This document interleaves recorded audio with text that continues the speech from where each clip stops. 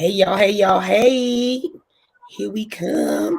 It's me and the Barb's World, California Cutie and Barb's World. We coming through what y'all want to do. Here we come with the, review on the Real Housewives of Atlanta. Hey girl. Hi. Our little focals today. So we both can see Yeah, each other very well. You look so pretty, like always. so do you. Thank you, my dear. Thank you, my dear. And thank you, you guys, for joining us. We are here to review, you know, RHOA episodes 4 and 5. Because we Mhm. missed last week. It was our Barb's birthday. So again, we are still celebrating our birthday because that's just what we do. Okay. Well, it's still Gemini season, so we're still Geminiing over here. Still Gemini in it. Yeah, Always. definitely. So yeah, so that's why we have two episodes to review because we weren't here last week. Barb was celebrating and well deserved at the tender age of 29, the last of her 20s, y'all. Yeah, it's crazy how the last 10 years have just flown by. like, like I 20s move fast. The 20s move fast. People don't know that until you go yeah, through it. Oh snap! I'm about to yeah. be 30. You be like, I know. I remember. I met my husband when we were 27, going on 28. So yeah, I remember. I remember those times. It was good. So yeah, y'all, we are here to give you guys this good review and all that good stuff. And if you guys have not subscribed to Barb's channel, because we are streaming from both channels. So Barb's Meets World, you guys go to her channel, y'all hit subscribe, and then hit the notification bell button, hit that all, so that when we go live or she goes live or she's on somebody else's panel, because that's what we do. We panelize everything. We be here, there, and everywhere. That's what we do. We be networking and having a good time. So sorry, y'all, my back is itching a little bit. But yeah, so we be trying to do our thing. So please follow Barb at Barb Meets World. And she's on all these platforms on top of my head, which is YouTube, IG, and TikTok. And she's definitely a TikToker. So y'all need to get with that one for sure. I have those platforms as well. I don't do my TikTok as much because I feel like I'm gonna get addicted. I love to dance, I love to create, I love to do that stuff. But see, I think I will be You just I be will scrolling. Like before you know it, it'll be I like was 2 hours later, and you'll be like, yes, oh. that's the problem. I can't do that. That's the problem I'm having. I would love to. I'm I already be on there late at night. Like I'll upload my stuff or whatever, and I'll get off usually in the daytime. I don't just be scrolling during daytime. That's usually like did you go down rabbit hole? my hookah on the couch scrolling. Mm-hmm. Okay, it's time to go to bed now. Like, you Honey, gotta monitor your time on that platform. It's not like YouTube. You could just kind of let it play in the background. No, you're gonna be yeah. scrolling. Oh, absolutely not.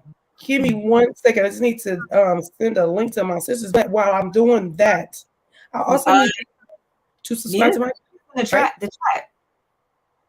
Oh yeah, I know. I see. I'm about to get into that chat, but I mean, my sister chat.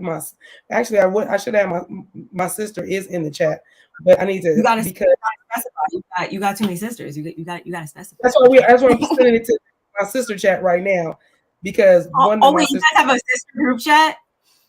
Oh yeah, and we got one with my dad too. So we have us, and then we have one with my dad. I mean, I have a sister group chat too, but I don't know. It's just because there's so many y'all. I love that. It is. It is a lot of us. I ain't even gonna lie about it. It's a lot of us, and yeah, 6 of us, and we try to hold it down as best way we can. So yeah, without further ado, let me get in the chat and say hello to some of the people that have joined us. Of course, my sis. Let me just put it this way, because she put it this way. Our sister. Nala Reese is in the building. Hey sis, how you doing today? Love you, sending all these things to you. You see my heart. You see my heart. We send that to you. Okay? And you too, my there's a heart. There's her heart. It's the whole world in her hand. I do that. Yeah, because it's on the opposite side of where you want it to be at. I know. So I know. you got to get to that. Hey, my sister Nita. How you doing, sis? You. Evangelist. How are you, Miss Val? I haven't seen you in a long while. Hope all is well with you. I have been missing you. I know you are doing well because there ain't no other way to do it, honey, because that's what you do. So it's very good to see you. So thank you and welcome for coming. And thank you for coming and welcome in. Okay. Everyone. Right. Thank you guys. And playback game, because me and Barb, we love our playback game. You guys don't hit that like button when you guys come in. It's just like going to somebody's house and wiping your shoes off and then walking in. It's the same thing. You get to the, you come to our door, you hit the like button, and then we're all in. Everything's great. You see what I'm saying? So yeah, that's all.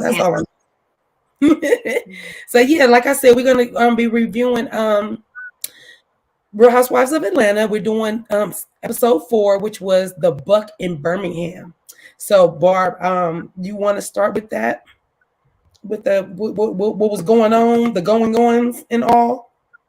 So I think the episode even before that, we kind of got hip to knowing that Kenya was going to be performing at the Magic City Classic football game. So she's, trying to pick a partner like her brand with their marching band and do the whole Kenya more hair care thing. We know it. We love it. We love it. The event is sold out, which is like big ups to her for that. I thought that was super awesome. But she's in there. She's rehearsing with Monyetta because we know that Monyetta has worked with some heavy hitters. She says she's dancing for Prince, Joe, some other people, et cetera, et cetera. So she is the local choreography girl. So that's why choreographer.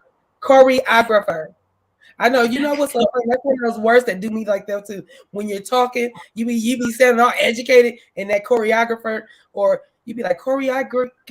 I mean, I like to mispronounce it. I like to mispronounce it because Jocelyn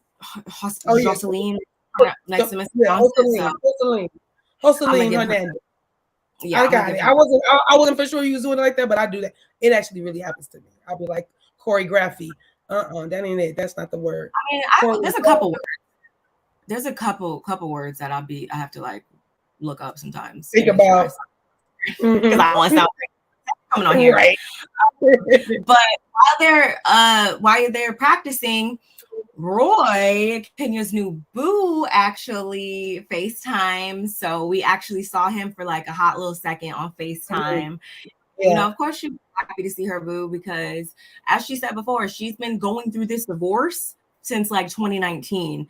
And I'm glad that she finally decided to move on and not just wait for Mark to, keep trying to get her money, because that's basically what he's doing. If you ask looking like a money grab, for sure.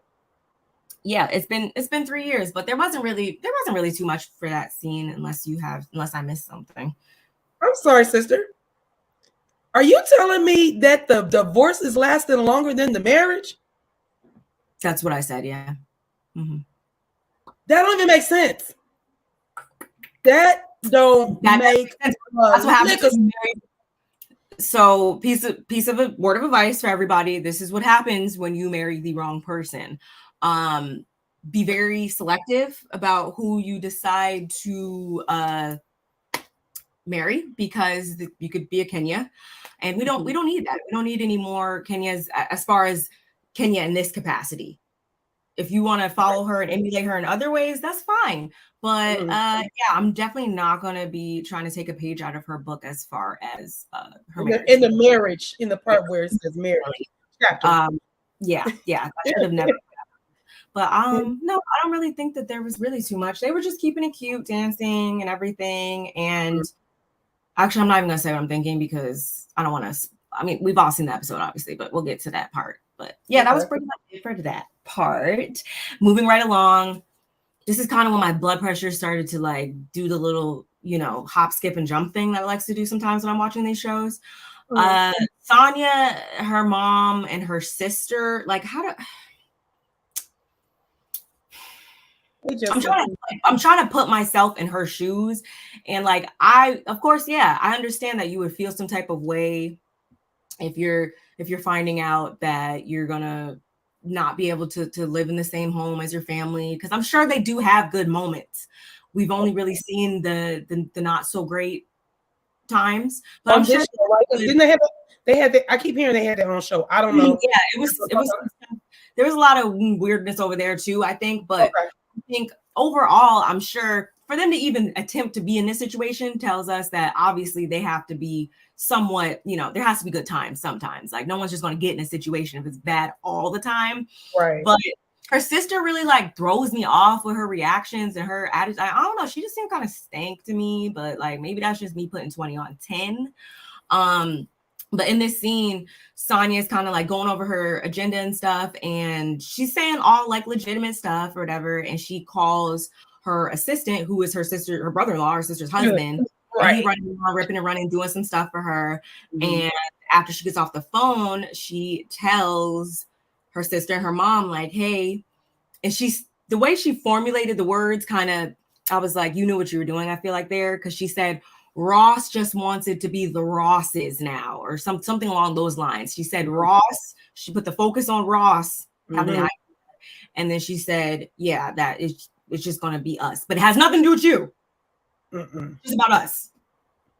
So we're not kicking you out, but we're kicking you out, basically. And so I do understand her being kind of like feeling away maybe about that, but like the way she be like, I don't know, she got up and walked away all like,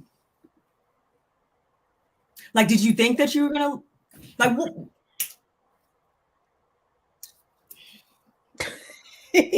I don't know. I need to know the dynamic. All right, who's the oldest? Hey, Monique. Who's the oldest? Sonya, I think. Sonya is, right? Or Sonya. So with that being said, and I hope my sisters don't take this the wrong way because I don't mean it in this way. Well, I'm the youngest sister, but you would think sometimes I'm the big, like, so. I know that, but I was going to say because she's the oldest sister and she's the one that got a lot going on. See, this don't apply to me because a lot of my sisters got a lot more things than I got going on. But I said that to say Sonya has a lot going on, and her younger sister lives with her, got her husband working for her. So she kind of got like probably like not a side eye, but she kind of got this thing about it where she's kind of irritated that her sister got so much, not control, but almost control over even the nucleus of their home, like saying you can get out or you can move out or I gave him a job or any of that stuff. You know what I mean? So yeah. She really lost me in the confessional though. Like again, maybe it's just me. She really lost me when she was like, oh yeah, Sonya's not selfish, she's self-centered. I'm like, and you still living with her and you still where's this energy any other time? It's either you're there because you want to assist her with whatever she's doing or whatever, or she put money in y'all's pockets and you understand that, or you don't. Like, she kind of goes, her reactions tell me she like goes back and forth about like, she feels some type of way, then she don't. I'm like, are you happy? Are you not? Do you want to stay here? Because just a minute ago, you're talking about she be working your husband too hard. But then last time I checked, what is he even trying to do with himself? Because on their show originally, that they had some years ago, I think he was doing some different stuff there. And in the real estate, he was a personal trainer last season. Now he's assisting her. Like, I'm sorry, but I'm not saying you got to just accept anything from anybody, but at the same time, if you're trying to get somewhere and someone is able to put you in circles to where you could be like meeting people, networking, especially for real estate in Atlanta, like I would just, okay, fine. You need me to go get your coffee? Okay, fine. You need me to type these emails? Okay, fine. Like, and I'm living here. Probably, I highly doubt they're probably pitching in for anything. So, like bill wise, for real. So. It's coming off very ungrateful. That's the word you're looking for. Weird. So like, you're looking like you ain't grateful for the things that your sister has provided and that you feel like you was going to live with her forever. Don't you and your husband and your kids want y'all own spot? Don't you want to scream or two if you having a nice time during a nice romantic evening? I'm just saying, I don't know. I understand that maybe the house is big, but it ain't that big. You know what I mean? It's like, dude, y'all should already understand that they want their house back. Like you shouldn't. You shouldn't have been waiting on her to tell you either. You should have been already been looking like, yes, we're gonna be moving out probably in the next 6 months. We're looking at the next 9 to 15 months. I'm trying to get out of here. That's how that should have been. But we'll see. I can't with the sister. The sister, I thought I couldn't with Sonya, but the sister be working my nerves. I don't know. I honestly wish Kandi would have pulled her up on her on speak on it so we could have got some more insight because I need like some more information. Otherwise I'm still feel. Kandi, you listening? That would be a good one. We might need that. And I'm on somebody. Yeah. But that was really it for that little snippet. Her mom is really like a beautiful woman, though. I will say that. I mean, they're both beautiful. They're all beautiful. But her mom in that confessional, I was like, yes. Okay, Mom. Okay. And good for you guys. Gets up and walks like, girl. Yeah. Okay, so over at Marlo's house, she does like these Halloween photo shoots, I guess, with the boys or just herself every year. So she sat down to do that. Her sister Courtney stopped by. We've seen her last season. I don't think we've seen her yet this season, but she stops by. And Marlo, of course, has to, go back into what happened the other night when she acted a plum fool and got really mad at Drew for, her displaced anger. We know how Marlo gets down. Yes. And of course, Courtney had to pop her light bulb head in there as well. And Marlo proceeds to thank her so much because I do understand that she wants to be able to protect herself and the boys and stuff. And if she feels as though she wants to have a firearm, I do understand that. But for her to be like giving all these praises to Courtney, I'm just like, but while simultaneously shading Kandi. And I say that because Courtney's a what is she, a crisis manager or something like that. So she's gonna help. She put Marlo in communication with someone who can assist her with getting her record expunged or her charge expunged or whatever. So cool. But again, what does that have? Why are you trying to shade Kandi as if that's something that she was obligated to do for you years ago, when every other time she's tried to assist you with stuff, you've acted a fool? I really didn't like that. I really didn't like that at all. I don't know why she's gunning for Kandi so tough. I don't know what the problem is. I don't know why she's trying to hold Candy's feet to the fire so tough this season. Yeah, I don't know either. And the random praise that you're giving her. At the end of the day, something I learned early on after being disappointed is that nobody in life owes you anything. And I feel like Marlo could really benefit from that if she learns that lesson, because she walks around thinking that maybe it's just with Kandi, I don't know, the world in general. She just seems to think that everybody's just supposed to jump to her beck and call, or not even to her beck and call. Everyone's just supposed to their telepathy is supposed to be just so high, and they're just supposed to know, oh my goodness, Marlo needs my help. Like, oh, let me do everything I can for this person that literally turns back in my face and says crazy stuff or acts all wild whenever she doesn't get her way or whenever she doesn't agree with something. That's not the type of person I want to help. Like, I'm not obligated to help you anyway, but I'm dang sure not about to help nobody who tries to kick my back in every which way. And you want to keep and actually in the beginning of this scene, she said something along the lines of, oh yeah, because the girls, I think I wrote it down. She said she's tired of the ladies using her past against her, but she does that continuously. I'm like, how can you get upset with these other ladies for saying, for throwing your tea back in your face when that's literally all you do? Kenya, you always bring it up to her, how her mom didn't want her, or I think she even say something along the lines of about like Brooklyn a little bit sideways, or her marriage. She's coming for her marriage. She's always calling Kandi. She's trying to slut shame Kandi every other day. Like, she comes for everybody when she sees that it's convenient for her. So why is it so bad when people meet you with that same, reciprocate that same energy? Marlo, for me, the thing about that, which is funny that you said that, she keeps saying, "Oh, keep throwing my pass in my face," but you are exerting the same level of the way you act, the manipulation, the things that got you in jail, or things that got you. The past mistakes seem like they're reoccurring. Let's just say that. There's no, you see what I'm saying? So I don't really think they're judging or putting your past in front of you. They're saying you're acting as if you're still this person in the past to bring it forward. That's where I think they're going with it. Yeah, I just really just didn't care for her saying that.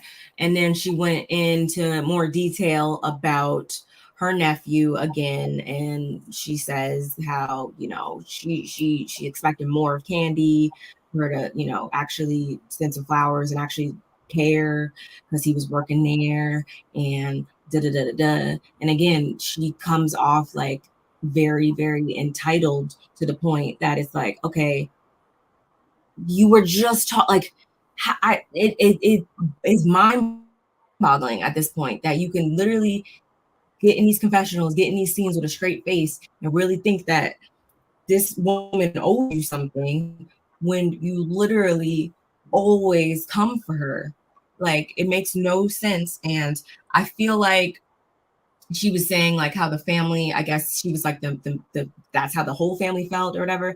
I'm like, no, I don't agree with that. I feel like if her family did feel any type of way, it's because you put a bug in their ear to feel some type of way. Like, they wouldn't just, I don't think that they would just come out of thin air like that comes out of Marlo's mouth. What are you saying? I don't even care how say that you're mad that she didn't pay for the funeral or something. Just say that you're mad that she didn't do this, that, and the other thing, and you just feel like that's how you want your life to be, where Kandi is your like fairy godmother and gives and does all these things, even though you don't reciprocate that same energy. Like, I really feel like, I don't know Kandi in person, obviously none of us do, but feel as though with her having them being in such close circles, like, if she would just act better towards her, she probably would be a great of great assistance to her. But it's like you bite the hand that feeds you, like type vibes. And again, that hand don't even need to be feeding you. Like, she doesn't have to do anything, but you burn that bridge every season, and it's tiring. But anyway, and Courtney, you could take her with you too, because she and I think I forget who said it, but someone said something about Courtney being, you know, she's a crisis negotiator. Well, how didn't she know that Kandi, wouldn't she have known that Kandi didn't want to speak about the incident that happened then, if she knows how crisis work and all that stuff? Like, wouldn't she understand why Kandi wouldn't want to talk about what happened at her restaurant then? Like, okay, Miss Crisis Negotiator, but whatever. She must not be good at her job. Apparently not. Apparently not. You can't want someone to be held accountable and you lack holding yourself accountable every which right away. But anyway, Sheree has an gynecology appointment, and I'm not going to say that. She has a gynecology appointment, and she's been having some issues. She has some serious fibroids going on, and it's been affecting her life. Apparently, she says that I guess she has this BDE, this hung like a horse stallion of a man, I guess, that she needs to come blow her back in, and I guess she can't do that properly because, you know, like Martell exudes BDE.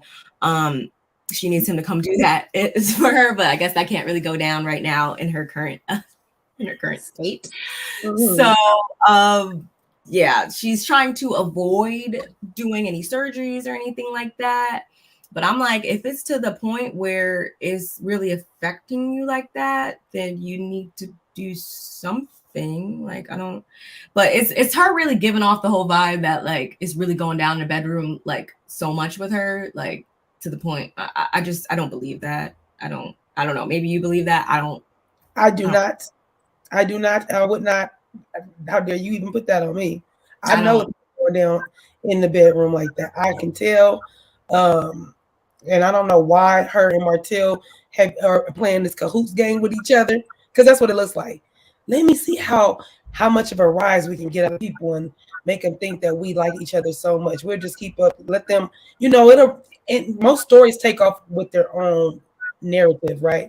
Everybody has their own narrative in a way that it can take itself. It can take a life of its own. So I think she thought that's what it was going to do, but it seems to me that it's not taking a life of its own. It seems like you guys are still having to push this story, and ain't nobody here for it. It's not even believable for us. So stop pushing it. We're done. Move on. Okay, like, go ahead. Even if that was the truth, it really that's not even realistic now that we know that you have lemon-sized fibroids going on. That's not, and this is coming from somebody who has dealt with similar issues before. It's not going down like that then, like continuously. If you got that type of thing going on, you're going to get it figured out, and then you can proceed how you need to. So that doesn't make that's, she be lying. She be lying. Lying. She be lying. Anyway. So then we switch back over to Sonia again. She is now getting ready, I think, for a photo shoot, but her dad and her mom are there. Apparently, I guess her sister miraculously had something else come up or whatever, and she couldn't make it. She still has her booty on her back, if you ask me. She still feels some type of way. She's still upset. I feel like Sonia might, I don't even know if you want to call it self-centered, but yeah, she has the most probably demanding obligations probably out of everybody in the household, obviously. And because of that, she relies on them heavily. I feel like when it comes to her parents, I feel like parents a lot of times, they like to be involved in what their kids got going on or whatever. They probably don't feel no type of way about it. Again, so I do understand to a degree why her sister could feel a little bit of a way, but the way she's going about it is just and then just to find out again in the scene that her brother-in-law apparently quit. So I'm like, how dare you? It's not even about how dare you. It's about, yes, it is. Y'all, it feels like you quit after you, like your wife told you, you can't work for her. Since we gotta move, you need to tell her you quitting. That's what it sounded like. But go ahead. It did, and Sonia was understandably a little bit upset about how to try to navigate this situation. We had already found out that her parents were on board. I think they already were trying to move to Florida. So it really again was just her sister and her brother-in-law, and it wasn't even like he just clean, I feel like, quit. She said something about him responding to emails late. I'm like, so you just I don't think the respect is there that as much as it should be. There's definitely some underlying negative feelings towards one another. I realized that I think it was episode 1 when she called her a dingbat. I mean, yeah, me and my sisters, we joke and say stuff and whatever, but the way there's something, whenever her sister speaks, it really sounds like there's something underneath there that they need to figure out, because she really be bothered by a lot of things that Sonia does, or a lot of things that go on between them, and they need to straighten that out for real, because it's going to just keep growing. Even I feel like the distance between them will help once her sister moves out, maybe, but I feel like that's something that needs to be laid out on the table and talked about. I wonder how long they've been living together. Do we know that? I don't know how long they were in before she came last season, but they was together obviously last season. And then I remember one point they was waiting 9 months for counters, whatever. The counters are there now, so we know a whole bunch of time passed with that. Okay. I don't know when they officially had relocated from. I guess they were in Texas. I don't know, but it's been. She said that too long. Yeah, it was supposed to be 1 to 2 years, and I think it's gone over that, or it's at least been that almost. Again, what is the problem with revisiting what we had already established going into this living arrangement, that everybody was going to eventually go their own ways. It's just temporary. And so I don't understand what the issue could be with that. But whatever, I'm not even going to stay on that too much. The ladies head out to Birmingham now, and I was kind of confused what Kenya meant by like her driveway's treacherous. Did she mean like the drive down into it? Yeah, it's really steep. Yeah, it is. But even when you walk, if you gotta walk up, if you gotta drive down there, yes, it's pretty steep. It's not. I don't know if it's not paved correctly. I'm not really sure. I was hoping that's not what she was trying to mean. Like I was hoping it wasn't like any obviously architectural, structural things. I was like, okay, maybe like if the cars are dropping them off and then the cars coming out, maybe it's gonna be a lot to finesse it through the loops and turns to the driveway, maybe. Or I didn't really. Hey guys, hey Ranty. Hey, I was kind of confused by that. I'm gonna assume, yeah, it's what you said. So they all met up at Sheree's house instead, because they live this far away from each other. South Dakota. Kandi will not be in attendance because she has I forget what thing she had going on. Kandi?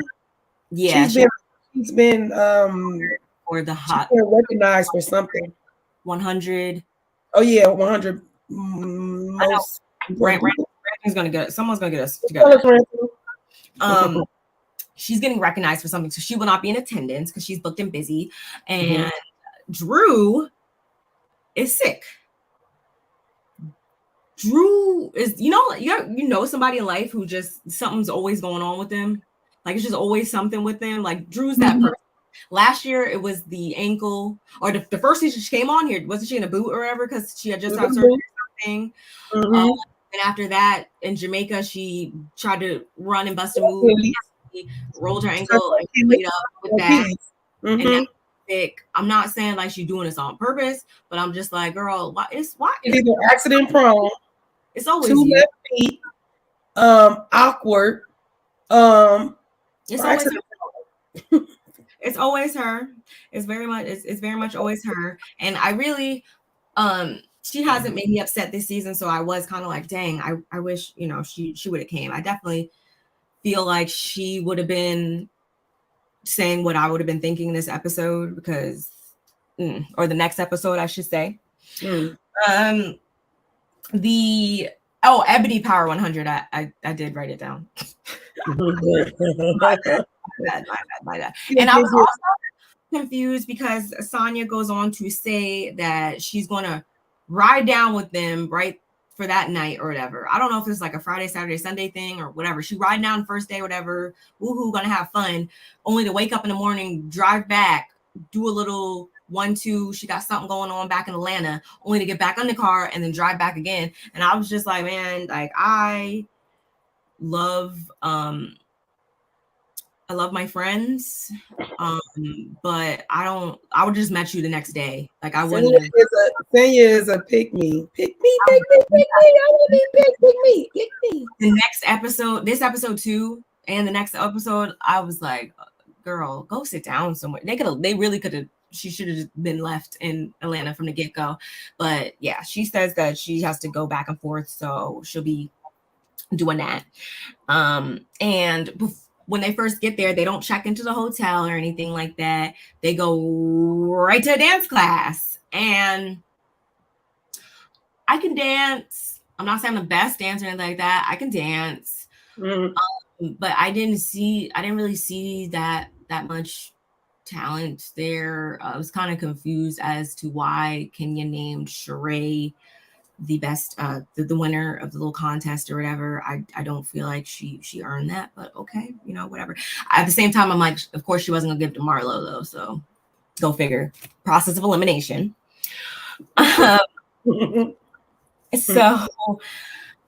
I think that was really it. Yeah, when Sheree won, she won. Of course, there's always going to be the whole who gets the best room and all that. And Sheree was supposed to be getting a nice suite. And at the same time, Kenya and Manyetta went off to another room and they did their routine and whatnot, because it's supposed to be a surprise again for the ladies. They don't exactly know why they're in Birmingham. And she went off to do, one last little 1-2. And she also took some pictures too. I didn't really understand. Was she trying to send those to Roy? Did I miss that part? Probably. I'm just gonna because why are we taking pictures of you in a room with the mirrors and like you doing something? It's like, girl, okay. Very real with Kenya right now. I get it. Okay. I feel like that was like the first straw that everybody was kind of like, where's Kenya? Or like, heaven forbid Kenya disappear for 1 second. We know Marlo doesn't like that. She needs to know where Kenya is at all times. She needs to be involved. If they're in the trenches, then Kenya needs to be in the trenches with them. She's not allowed to pass go. She's not allowed to collect $200 basically from Marlo. So afterward, they get some food, of course, because we got to eat. And Bryce calls Courtney.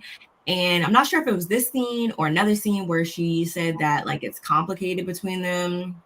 Oh yeah, she did say that before they got to this scene, it was during this episode it was right there, because she did ask her. She said no, it was after that. After they talked to Bryce is when it was like, she's like, it's complicated, I think, after the fact. However, go ahead.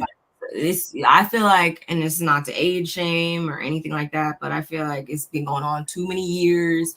You're too grown to be. It's complicated. Unless you just didn't want people in your business. I understand that. What does that mean? What does that mean? Because at the same time, yes, this is a group that will take whatever you say and run with it. So maybe that was protecting it, but yeah, that's probably why she said it. But still, you could have been a little bit more elaborate, or maybe they got an agreement. Maybe her and Bryce had an agreement not to really discuss it and be vague, or don't give too much information, because I don't want to have to, like you said, giving people, giving them a reason to treat you any kind of way, because they will use what they got to get it to go against you. That's just how it goes. Yeah, I suppose. We'll go with that for right now. I don't know. The jury's still out on Miss Courtney, so I guess as far as concerned, Kenya can't dance. Wasn't she on? I didn't watch her. She was on Stars, wasn't she? Okay. She can be trained to dance, but her movements, even like I was pulling for her on that other show. Can't think of you dance, or nothing you dance with the other one with the Stars. I figured she could, only because she's more like a performer. Thank you, babe. Can you introduce? Sorry, thank you. I forgot to put it in the text. Babe, mix them for me, please, and a little bit more ice. I don't mean she can't dance. She looks awkward when she dances. And the thing about something that I don't like about Kenya's fingers, her finger beds go back a little bit. So when she's talking, they could do like that, like a witchy poo. So I don't know if anybody knows it. It bothers me. Yeah, Kenya, her nail beds and her finger, they bend back like that. So when she's going like straight, they bend like witchy. They witchy poo like this, and then her nail grows. Some people nails go like in a curve forward. Hers kind of comes backwards, like the nail comes off. It goes back a little bit. Just looks awkward. So when she's doing all this, and I want the fringe and all this stuff, and I'm looking at her hands, I'm like, you're getting on my nerve with your hands, because I can't stop looking at them. I've been noticing that since a long time ago. It's only because she's so gorgeous. So I'll be looking at, I'm just like, what is it about her that will make me not like her? Not like that. I do that with a lot of people. It's just something I'm very observant with people. And I never noticed that. Yeah. Now you're going to notice it. You're going to be like, oh my God, I've seen it. But yeah, her nail beds and her fingers bend back just slightly, just slightly like that. It just looks weird. And when she does stuff, they just bend back and they look weird. and I'll notice she keeps her nails really, really short. And Brooklyn's big enough for her if she really wanted nails, but I think they look probably weird long because they probably fall back. Anyway, it looked awkward to me watching her dance. I don't know, something about it. I don't know if she was trying to, even though she was booty pumping, it just looked awkward. I was like, Kenya, that's not your thing. Now, ballroom dancing and learning how to dance like that, I can see her doing that because she was a pageant girl. That kind of stuff makes sense to me. But as far as booty popping, dropping it like it's hot, we already seen what they showed her at BravoCon. Looking a hot dang mess. Did that look like she can dance? It sure don't. It looked like a drag queen, but the drag queens are actually doing it better than her. So I'm like, poor little Kenya. I love Kenya though. No, I didn't like her character on this show, but I do like Kenya. Like I do like Kenya. I ain't gonna lie about that. Yeah, I just had to talk about that part because I was like, her in the fringe, and I wanted fringe, and I was like, girl. Okay, I'm gonna have to. When I notice that, I'm texting. I'm like, okay, I see what you're talking about now. Oh, then I'm gonna be looking for that text. But speaking of Kenya, she did pop her face on that. Well, I'm not gonna say she popped her face because they put it in her face. When she did her movie back in the day, Twa, Bryce was in it, and so they worked together. And she said like hi to him on FaceTime. It's like, oh. And then the producers are so messy, talking about did y'all ever date or something along those lines? And she was like, I just think he was attractive back in the day. I'm gonna just keep it at that. Which I was like, I mean.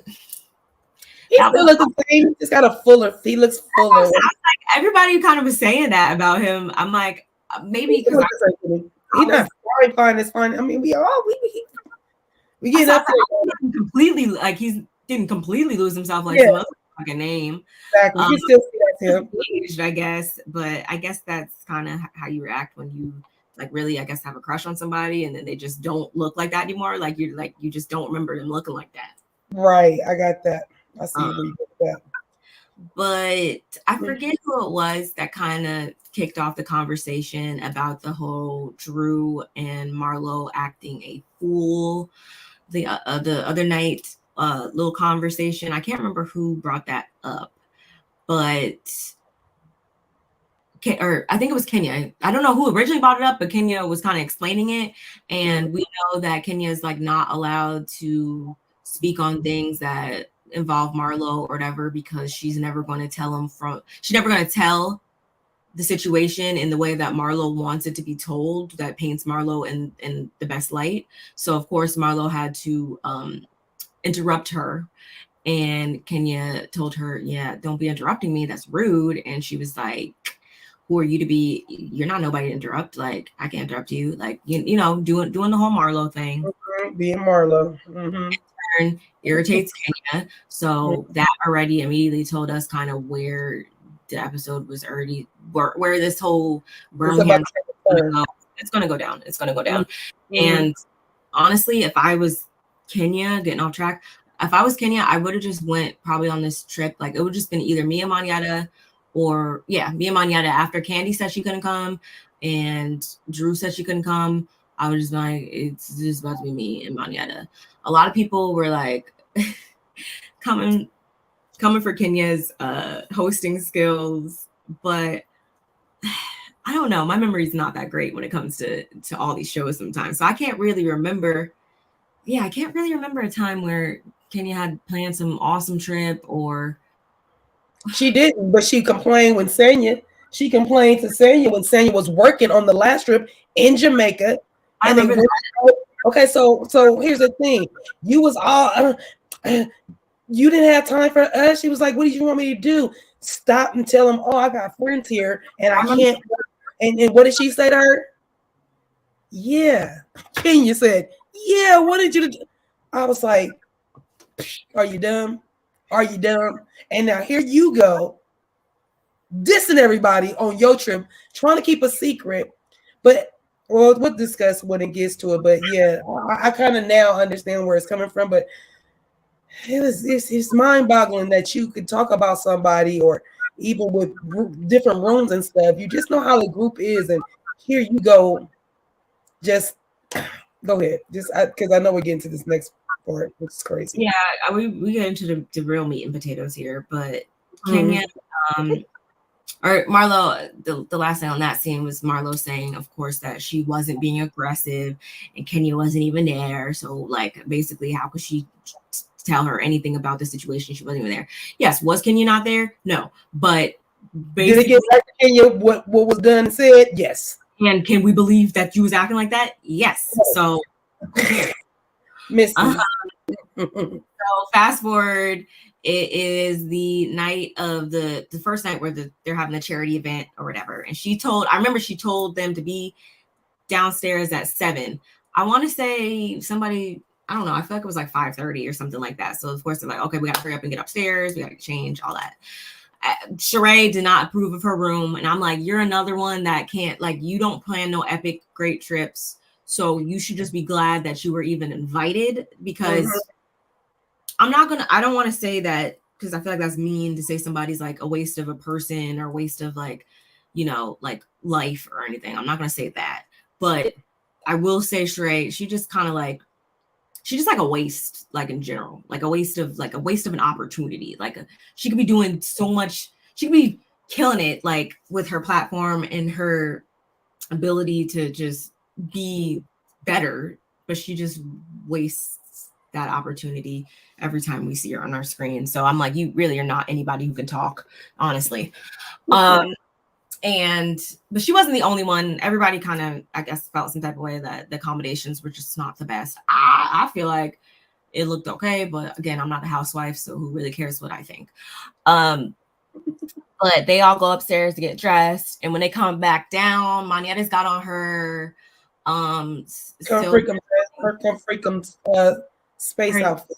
Yeah, her space astronaut. What you probably would wear to Renaissance. Well, because Kenya did tell them, what did she call it? A fundraiser? What did she say? What is it called? Not fundraiser. What is it? It was a charity event for the charity event. Thank you, babe. That's the word I was looking for. Charity event. Mm-hmm.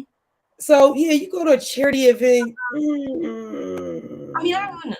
Honestly, I'm thinking it's like more like church vibes. Not that it's a church vibe, but church vibe. An all-purpose dress outfit or something, or a blazer. Put a little blazer. I would have probably if it's a sexy dress, you throw a blazer on it.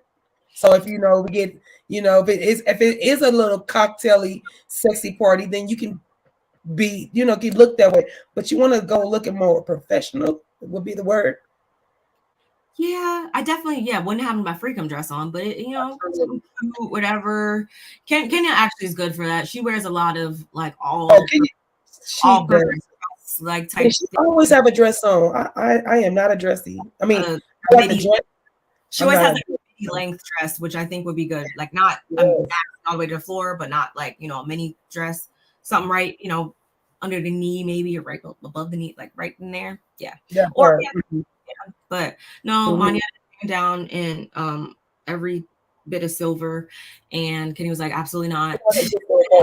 Absolutely not. And we know how Kenya doesn't like to tarnish her name, tarnish her brand. If it's anything, I do commend her in that aspect where she's just like, no, like if this is something that's supposed to be about me and my name is attached to it, it's not going down any kind of way. I'm going to be there. I'm going to be punctual. I'm going to, do what I need to do. And I guess they were not ready. They were not ready on time. And by they, I really mean, ultimately it was Marlo and Sonia that showed up late for real. Monietta was going to change. Monietta was only to show up at the same exact time, which was like, she was like, also petty. Like, you guys could have waited for me. Which that was fun, but Sheree and Courtney, I'm assuming, yeah, Sheree and Courtney were down there on time, and Monyetta.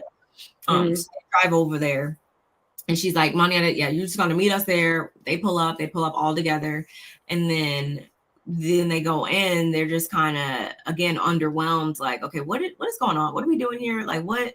This is not even the type of vibe that Monyetta could have kept on what she had on, because this is not even giving what we would have assumed it was going to give. And it looked like a good old church day. It looked like people were up trying to take pictures, and Kenny was like, "Can you stop recording now?" And they're all kind of like, "Why are we here? What is going on?" Pretty much. And I can't really fault them on that. I would have been the same way. Like, what are we doing? And it was straight up cocktail. They were kind of just standing there until they went upstairs. Or when Marlo and Sonia showed up, feeling some type of way that Kenya left them, they were like, we were down there. Like, she was like, I gave you an extra 40 minutes. I don't know what I believe about that. I can see Kenya just taking off, but I also can see them, especially Marlo, taking her time, strolling down there whenever she wanted to. Making her wait. Yeah. Being tacky. Yeah. You got there. We're all here. Get over it. Right. They go upstairs, and they're kind of having, it got a little better, I think, when they went upstairs, but that was all extinguished as soon as, I don't know if that was someone from production or what, but they came over and they're like, basically, they don't want y'all here. You're basically creating a spectacle, and yeah, they gotta go. And Kenya's like, she's embarrassed, but she's more so like, well, at least it's not me per se, it's the production. They gotta go.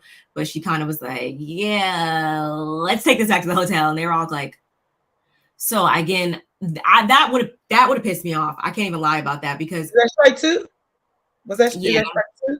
Because the first strike is they really wasn't there for they didn't really like their rooms that much, I guess. They were kind of confused when they was at the dancing thing. Like, it was kind of just confusing. So I'm trying to really be unbiased and see it from both sides. And this situation kind of really solidified it for me. Like, I'm like, I would have felt some type of way. And that's only because I put a lot of effort into when I'm going places. Once I put my makeup on and I figure out what I'm wearing and all that, and I actually get there, just to be like, no, it's not happening, or we about to go right back. Like, I could have just stayed home. Like, I don't know how long the amount of time was. I wish they would have popped it up on the screen, like how long they were actually there. Because you don't like SpongeBob, 2 hours later. It was probably 25 minutes later. I would have been hot myself. But, I would try to, of course, keep it cute, especially if it was for, another one of them. I would not obviously want to tarnish their brand, but I definitely would have been seething at that point. So I can't even get mad.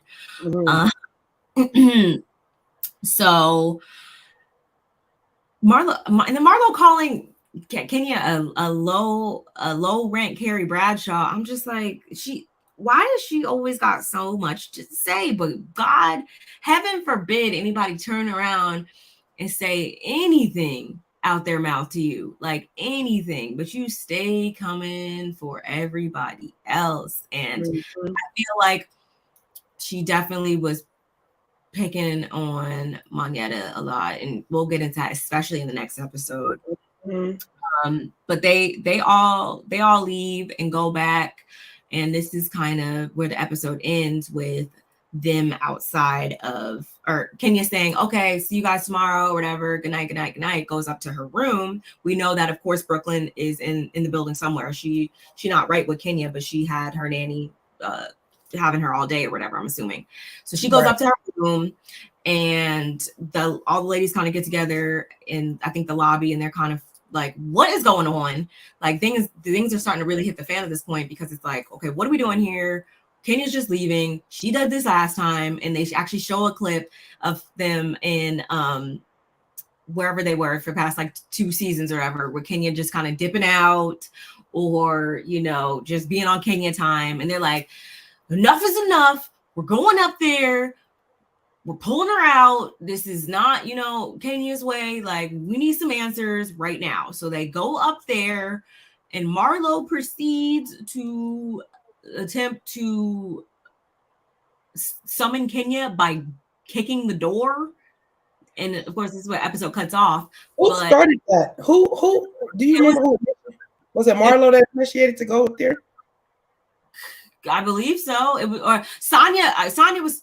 I think it was Sonya talking, kind of like, well, what are we doing? What are we supposed to be doing? Okay, I just everybody kind of like also like, what are we doing? Whatever. I don't think anybody, except for Marlo, was going up there with the intentions of causing chaos to get her attention or anything like that. This was going to question why we here. What's the plans?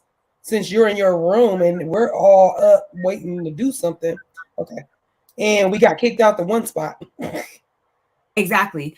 And I get them wanting to go up there, wanting answers, of course, but to know that there is a child in the room and it's obviously late and you're going to proceed to try to kick in the door.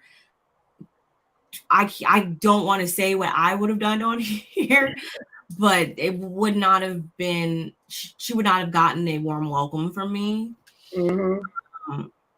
And that's pretty much where the episode goes off, I want to say. And then we go right into the next one with the same exact scene. This is what we do. Before we get into that, I'm sorry, I'm doing something on my phone, but I do understand that they needed to go up there, and I mean, I don't know if they needed to go up there because her phone works. Don't her phone work? Oh, and this is was this? I'm getting episodes confused, so I don't. No, you ended. I mean, you pretty much ended right there. My question is, why are they going upstairs when they could have just called her? And when they know that she got her kid there, why are you upstairs? I have no idea because Marlo knew she wanted to be on some BS, I'm assuming, but I don't know why everybody would follow suit, especially, and it's not to just continue to pinpoint Monyetta or say that she's the one that needs to be responsible for the actions of everybody and needs to be regulating everything. No, however, especially the way that Marlo was speaking and stuff like that, I feel like Marlo, then you would have known that she was probably going to go up there on some mess. So I would have been kind of like, nah, or like Monyetta and maybe Sheree just went up and then came down, maybe conveyed it or whatever. But I think at that point, I was like, enough is enough. We need answers. Let's go up there. But grab the freaking pitchfork. They had to be had been drinking too they were drinking at the charity event, weren't they? They started drinking a little bit. But I don't want to get. Or did they get to the hotel in the lobby? I mean, when they got back, because I feel like Marlo was more tipsy, or she wasn't acting like herself to even want to go upstairs. Like it felt like everybody was kind of questioning, but it was almost like they needed a ringleader. I don't want to give her the satisfaction, honestly, because she kind of used that in the next episode. I want to believe she was kind of trying to blame. Oh yeah, no. Afterwards on the outfit. So I'm not giving her the out. I'm actually saying she wasn't acting like her. She was acting drunk to me. I don't know if she was or not. I don't remember seeing them drinking, or were they drinking? I feel like they got there. They probably did have a cocktail or two, and if they didn't eat, Yeah, I mean, I could see that, but this is where I put back on my bias cap, and I'm like, oh yeah. Regardless, I just don't put it past her to be acting crazy, but. Yeah, I guess I don't know. You never know, Marlo. Right. So yeah, y'all, that will conclude the episode 4. We did that in exactly 1 hour. That was the Buck in Birmingham, and so we are gonna go on and move on to episode 5. Right? Drama for your mama. But before we do so, let's just take care of some business. Can y'all do this for us?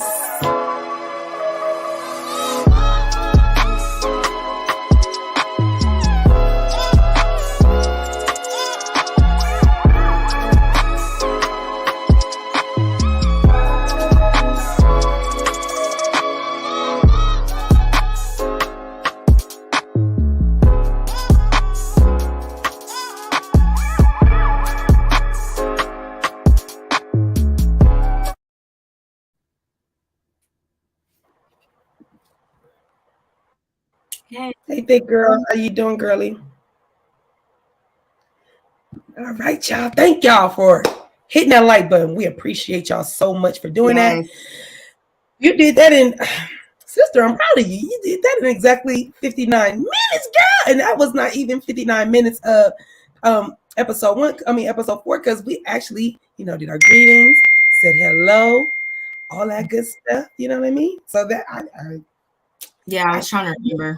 Awesome. You did awesome. I was trying to remember everything. Oh my God. A minute. My son is texting me. I don't know why they always text me when I'm live. They know I'm live, but they're like, well, maybe she can see. Well, maybe she can see.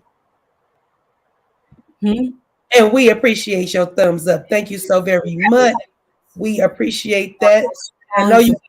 I know appreciate it. Yeah, we know you liked it on both channels. Y'all follow exactly what she said. She hit that like button. Y'all make sure y'all hit the like button on both our channels. We are streaming from both our channels, y'all. So appreciate you guys for being here. Like I said, we are about to get into episode 5, drama for your mama. Boy, I'm finally happy about this episode, just strictly because of the drama for your mama. I'm not happy about the episode. What I'm happy about is that Kandi finally opening her mouth. We'll get there. So we pick up where you were at with the girls banging on Kenya's door. Sorry, y'all, the little loose hairs of this crochet hair is trying to feel like it's crawling on me. I'm so sorry, y'all. So we pick up where they're still banging on Kenya's door.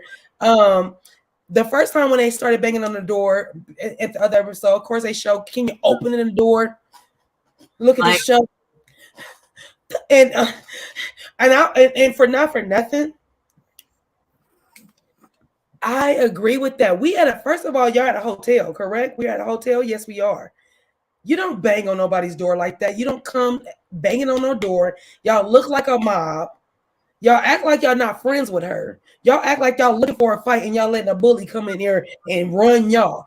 Y'all look foolish to me. But let me get back to what's at hand. Let's get to really what's at hand, which is them kicking at the door, her Kenya opening the door, and she's and the other thing, her calling open the door, Summer. Like, I was like, girl, you really trying it.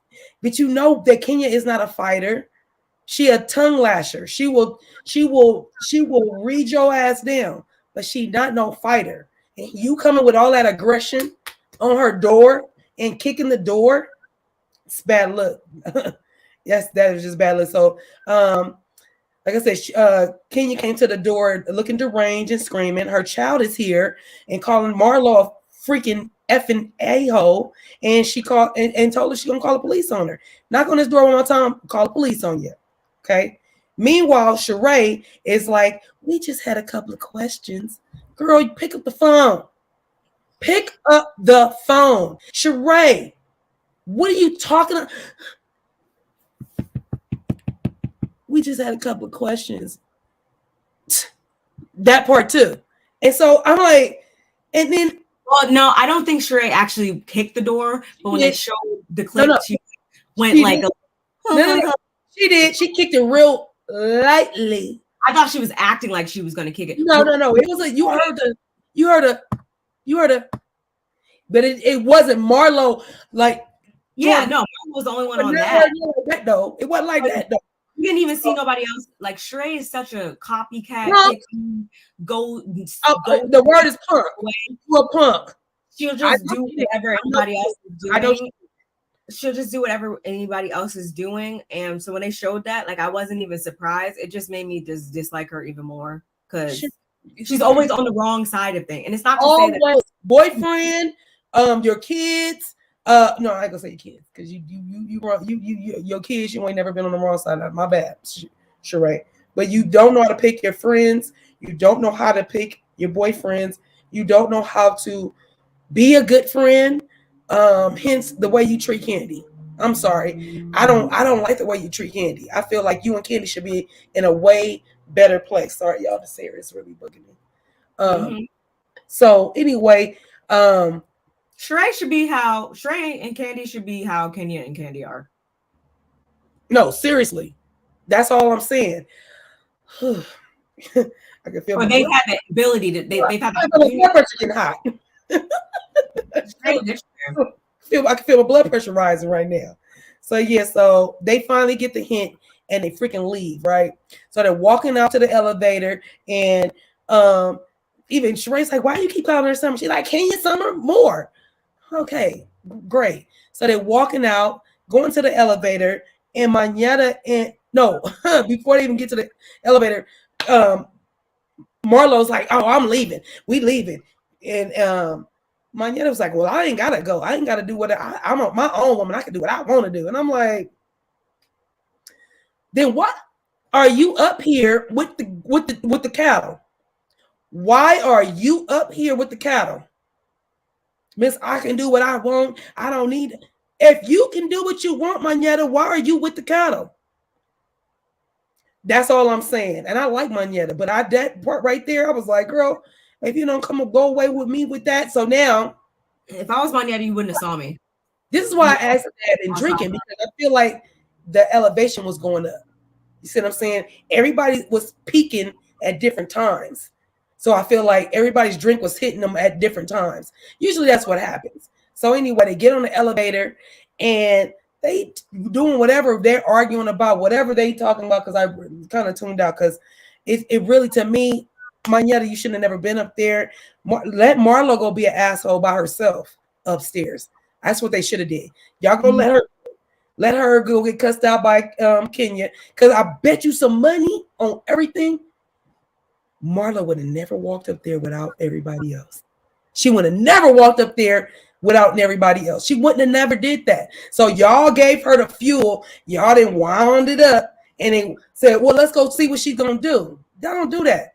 Kenya got her baby in there. Y'all doing too much. So anyway, getting back to the elevator, they're going back and forth about whatever. Who gives a damn? I don't. And we find out right then, because Sheree says, "Oh yeah, they both like to get the last word." I'm like, we can tell, because this is frivolous what y'all talking about. What we're talking about, I don't. It's so frivolous. So so now they're finished. They're still arguing. So now we're coming in from another angle, right? So they're showing Marlo walk out the door, and then she tried to slam the door, but the door is hard. I mean, no, it's heavy, and it probably has that the thing at the top that keep it from slamming, because it's such a heavy door, so you can't close it. It has to close on its own. So she tries to slam the door. Everybody's seen it. I know, Barb, you've seen it. I saw my own 4 eyes that I have on right now. I seen it with my 2 eyes when I had these glasses on. I saw it. And Manetta's right behind her. You cannot not see her pull her arm back and push the door. Manetta's seen it, right? And so, and all the other girls, because if you're walking out the door, you're looking for the door. You ain't walking with your head down, you're walking with your head forward. You're looking at the door. Everybody saw it. So anyway, Manetta gets pissed off, and she's like, first of all, it backfired. The door didn't slam on her face.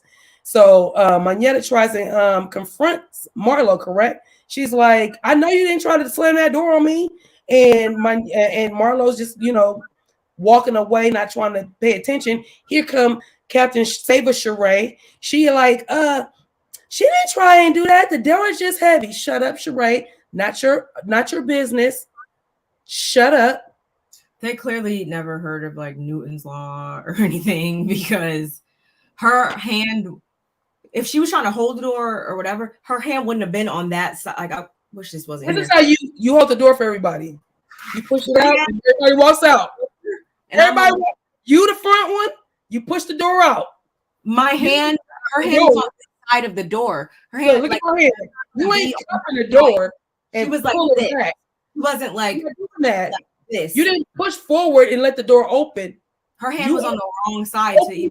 Cup the door, pulled it back. That was you. That motion is not the same at all. And it wasn't just that. If you peeped her face, like she kind of made like her lips like pursed and like. She wanted that door to bump Manetta in the face. Yeah, I'm just holding the door. I'm not hit her in the face.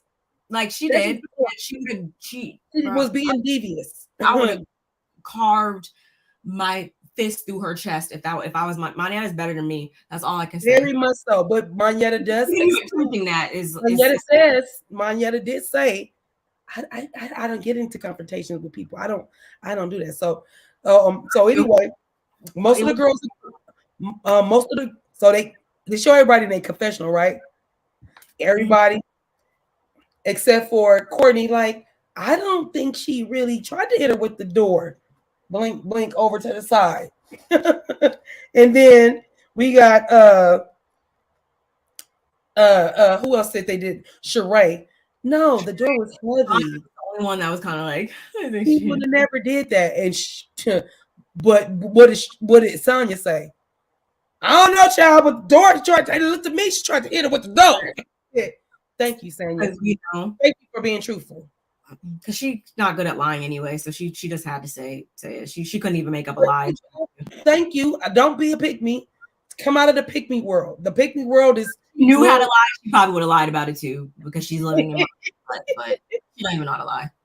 So yeah, so they was arguing still a little bit. So Marlo was acting juvenile, like I said. Actually, not to backtrack. I remember in the elevator, Marlo said something along the lines of like, "Oh, I'm not the example. She's older than me or whatever." And I'm just like, one, y'all are not that far off in ages, and two, first of all, age doesn't even have to do it. Like, I learn things from people younger than me, older than me, whatever. Hi, I love you. How you doing, baby? I learn things from people older than me, younger than me. Like, we're different ages and we learn things from each other. I respect you so much, Barb. And what does that like you're in between my two babies. You know, my kids are 31 and 28, and you're right in between the two of them. So I'm always learning. There is no cutoff date and no cutoff age. I'm learning from my grandbabies. Mm-hmm. There is no, and when people do that, that's an excuse for them to project on to somebody else. You should be setting a better example for me. Well, are you setting a better example for the people that are old or are younger than you, Marlo? You see what I'm saying? Go ahead. I'm sorry to cut you off. It just made me so mad. That was all I really had to say. Yeah, I'm glad you brought that back up because she did. I couldn't remember exactly. I didn't write. You know, my notes get long if I think about every piece of the moment of that's in there on their show. But for sure, I love you too, babe. I love you so much. You're so sweet. So yeah, it was trying. Marlo just shows her she's just juvenile to me. She acts juvenile. She does juvenile things, and I want to expect more from her, but I don't. I really don't. So I feel like Marlo was trying to pick a fight with Manetta because she couldn't get to Kenya. That's what it looked like. Mm-hmm. So Manetta gets Kenya on the phone, trying to figure out. Kenya's trying to figure out, why did y'all come to my door like that? Like, what were y'all thinking? You know, my child is here. What are y'all thinking? Mm-hmm. And so she basically says, sorry,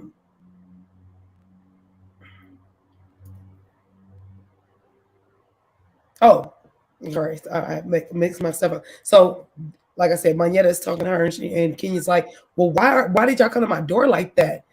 And so she's like, I just lost my train of thought, but it's gonna come right back to me real quick. So Sanya overhears that Marlo is on that Manetta's on the phone with Kenya. So she's like, grabs the phone, and she's like, yeah, Kenya, this is Sanya. Yeah, Kenya, we were just trying to figure out what was going on, you know, what we had going, what you had going on for us. And then Kenya tells her, you know, well, it's okay. It's okay. You can go ahead and go. You don't have to come. You can go ahead and go. And Sanya got offended, which she should have. Marlo, I mean Kenya took out on Sanya what she was feeling on really on Marlo, but maybe could have been the rest of the group. So she took it out on her. Sanya was offended, as she should have been. And so Sanya was like, "You ain't gotta tell me twice. Deuces, I'm out." And so it was weird because nobody really consoled Sanya in that moment. Like, wait, like, hold on a minute. But at the same time, we find out Sanya has to work tomorrow. She's coming out where we was talking about earlier, Barb, how Sanya's a pick me. You know you gotta work tomorrow. You and Kenya are not on the best of terms and all this good stuff. Why are you going over and beyond, other than maybe you get a check for being in this scene? Why are you going over and beyond for her? She doesn't do it for you. You guys get into it all the time. So that was just weird. And so in that moment before when Sanya leaves to go pack her stuff, Sheree shares with the ladies that Kenya was supposed to do a halftime show, and that's what the big deal was about. So yeah, anything you want to say about that scene? I wasn't upset when she told Sonya because I would have did the same thing. At that point, after, especially when I don't have a child, but if I did, just after everything that had gone on, I wouldn't have cared whose feelings I hurt. I would have probably said the same thing, like, you know what, I'm over this. Like, whoever don't need to be here can go, and we could just keep it at that. I feel like Sonya was trying to make like a grand exit, like thinking like, because I'm just like, just grab your stuff and go. She came down and was like, oh, I'm leaving. Just go. Like, I think she was trying to think that people were supposed to be like trying to make it a whole drawn out thing, and I was just like, just go ahead. I mean, at the same time, though, I could also see how people would say, like, that was messed up and she came this way. And again, going back to Jamaica, when they were in Jamaica, Kenya had so much critique and so much stuff to say to Sanya about that trip. So I do understand that. But at the same time, knowing how Kenya do not play about Brooklyn, I probably would have. I can't even fault her. Like, that was very much a Kenya response, and how she handled it from there on out. Agreed. So now we move on to the next scene. We sit down with Kandi and Todd, and Todd's new project called The Pass. I don't know how many times I thought about this. Not, I don't want my husband to be like, "You thought of this, huh? This is what you're thinking about?" No, but ever since the movie Indecent Proposal, which was a white movie about, an indecent proposal, somebody offering some money to sleep with this man's wife, and they did it, and then whatever. But the pass is something similar to that. They're getting a pass to go do whatever, whatever it takes to whatever. And so they discussed that. So I'm here for that movie, Todd. I ain't gonna lie to you. It's long overdue. What'd you say, Barb? Yeah, I mean, it's 2023 at this point. Like, come on. Because it might be a way to keep some people's marriages together. I'm just saying. I don't know. I'm just saying. So yeah, which, like I said, as the people, get a pass for a night of passion. And I don't know if it's going to, what I want to see is how he brings it. Is it going to be both the couples, the husband and the wife, that get a pass? Is it just one of the couples that get a pass? Or they're going to do it together? There's so many endless conversations about it that I'm glad he's doing the movie. So they end up discussing Mama Joyce and her disdain for Todd, which, everybody and their mama, we all tired of. It's been 9 years of us watching Mama Joyce gone, and bless you, baby. God bless you. And so it's so annoying at this point. Nobody ever thought, even when Mama Joyce first started talking about Todd, wasn't nobody on that train with her. And 9 years later is still on this train. Like, lady, if you don't get out of our face with that, it's so tiresome. it's so taxing. And I can only imagine with Kandi how it is. So Kandi, or we gonna get into what you thinking about.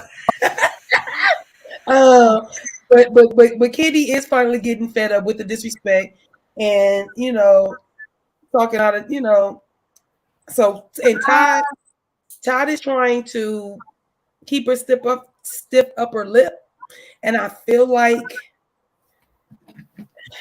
Kandi let it go on too long. Like she's never really checked her. Not that she needs to check her mom, because that's not a good word.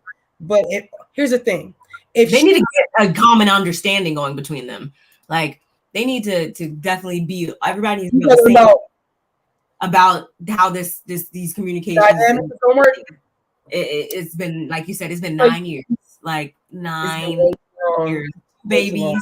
9 years, multiple businesses. Like that's what I'm saying. It's not like he came in like a jacked up person. This is what I'm saying. Nobody was on the Mama Joyce train to diss Todd. Nobody was. At least I was not, because he came. First of all, let's go back. Even a skeptical a little bit in the beginning because she has money. She has more money, and but by year 2, but she's gonna have a lot more money than a lot of people that she's attracted to. That's probably, you know what I'm saying. Statistically speaking, that's statistically she can go find her a rich man. She can, but is it gonna be a rich man that's like got swag like she likes? Probably not. Not saying there isn't any. I'm saying if they are, they're probably taken. They're probably already married. They probably already got women. So in or my they don't want somebody who has so much money either. Like it's a lot of they're looking like you trying to tell me what to do. So it's a lot of different factors. But when not only that, let's go back to even when they had the when Kandi had her reading. When Kandi had her reading, and the person told her, the person told her, you're gonna meet the person, you've already met the person, you're gonna meet them in Africa. I think that's where they was at, wherever they was at, whatever destination they were at. That's where they was gonna meet at, and that's where she met Todd at. Like everything, it had just all went like this. And here go Mama Joyce picking it apart like these are little pitties. Stop it. Stop doing that to her. Todd does not deserve that. He has never deserved that. Ever. Even when you called him a little man with a big head, he didn't deserve that.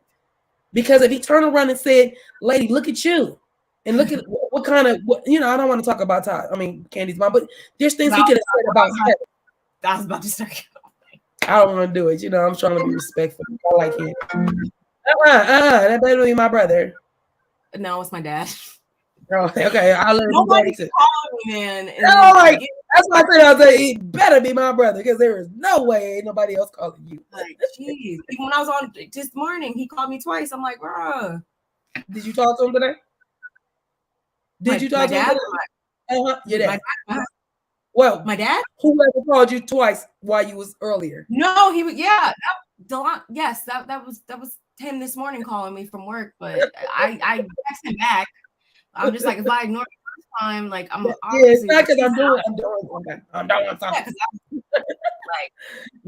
Oh my god! But no, so yeah, when he said that Kayla is like now, like that should really be a big wake up call. Wait. I feel like when Kandi, when Kandi says something along the lines of she's not going to be as passive or patient as he is, or something like that, and I'm just like, passive. That kind of threw me off, though. I'm not going to lie. I was like, okay, I'm like, Kandi, please don't tell me that you've been waiting this whole time, hoping that he was going to check her or say something, or whatever, because that's not even his place is to be passive, I guess, like how he has been being, because it's your place, that's your mom, for you to figure out how to set up the framework for how everything is going to work. So she kind of lost me when she said that. I don't really know exactly what she meant by that. I really feel like I'm gonna read Renton's. I'm gonna read your comment in a second, Renton, because I don't want to lose my train of thought. I really feel like if Todd's mom was still alive, Mama Joyce wouldn't be doing as much as she's doing because he would have they would be going. They would be right, exactly, like exactly. And right now, she knows that her daughter's not gonna come at her at all. Like I am not about to come. I'm not about. She said it to us plenty of times. Kandi has said to us, you know, I love my mom, I respect my mom. I'm not about to do that. I'd rather not talk to her than go off on her. You see what I'm saying? So it's a difference. And so with that. That's not working. And so now that's where she's at with it. She's like, I see that the silent treatment is not working, or me trying to ignore my mom is not working. But at the same time, it's like, okay, now I got to try another approach. And that's where I think Kandi's at with it. Renton says, Caleb been over it, Joyce. She been over it. Joyce has never treated her like a daughter. She's treated her that girl like dirt and at the bottom, like the bottom of her shoes. Agreed. And that's not good because like Todd said, my daughter has been over it. And so now what's Thanksgiving and Christmas looking like? What is all that looking like now? And it's hard to forget the things that have been said. I can forgive you. You can apologize. And I can say, yeah, I know. But it's living rent free now in her head. I've always felt so weird about that. And I don't like it. I don't like it. And it's you're a bonus mom. You're a bonus mom. Like do you not like? How would you like the whole like the aspect now? Kayla's feeling away, or she's been feeling away. As we all know, like I can't. I hate that. And I'm not trying to like drag on Kandi so much, but I just like, I hate that that Kayla feels away. I feel like it never should have got down to this point. It's just a weird, like uncomfortableness, I'm sure. And this should not be going on for 9 years. 9 years? Oh, not at all. And like you said, she brought up, you know, how Ace would feel. You know what I'm saying? Hey, what it do, Harold? Hey, Harold. How you doing? Hope you're doing well. Good.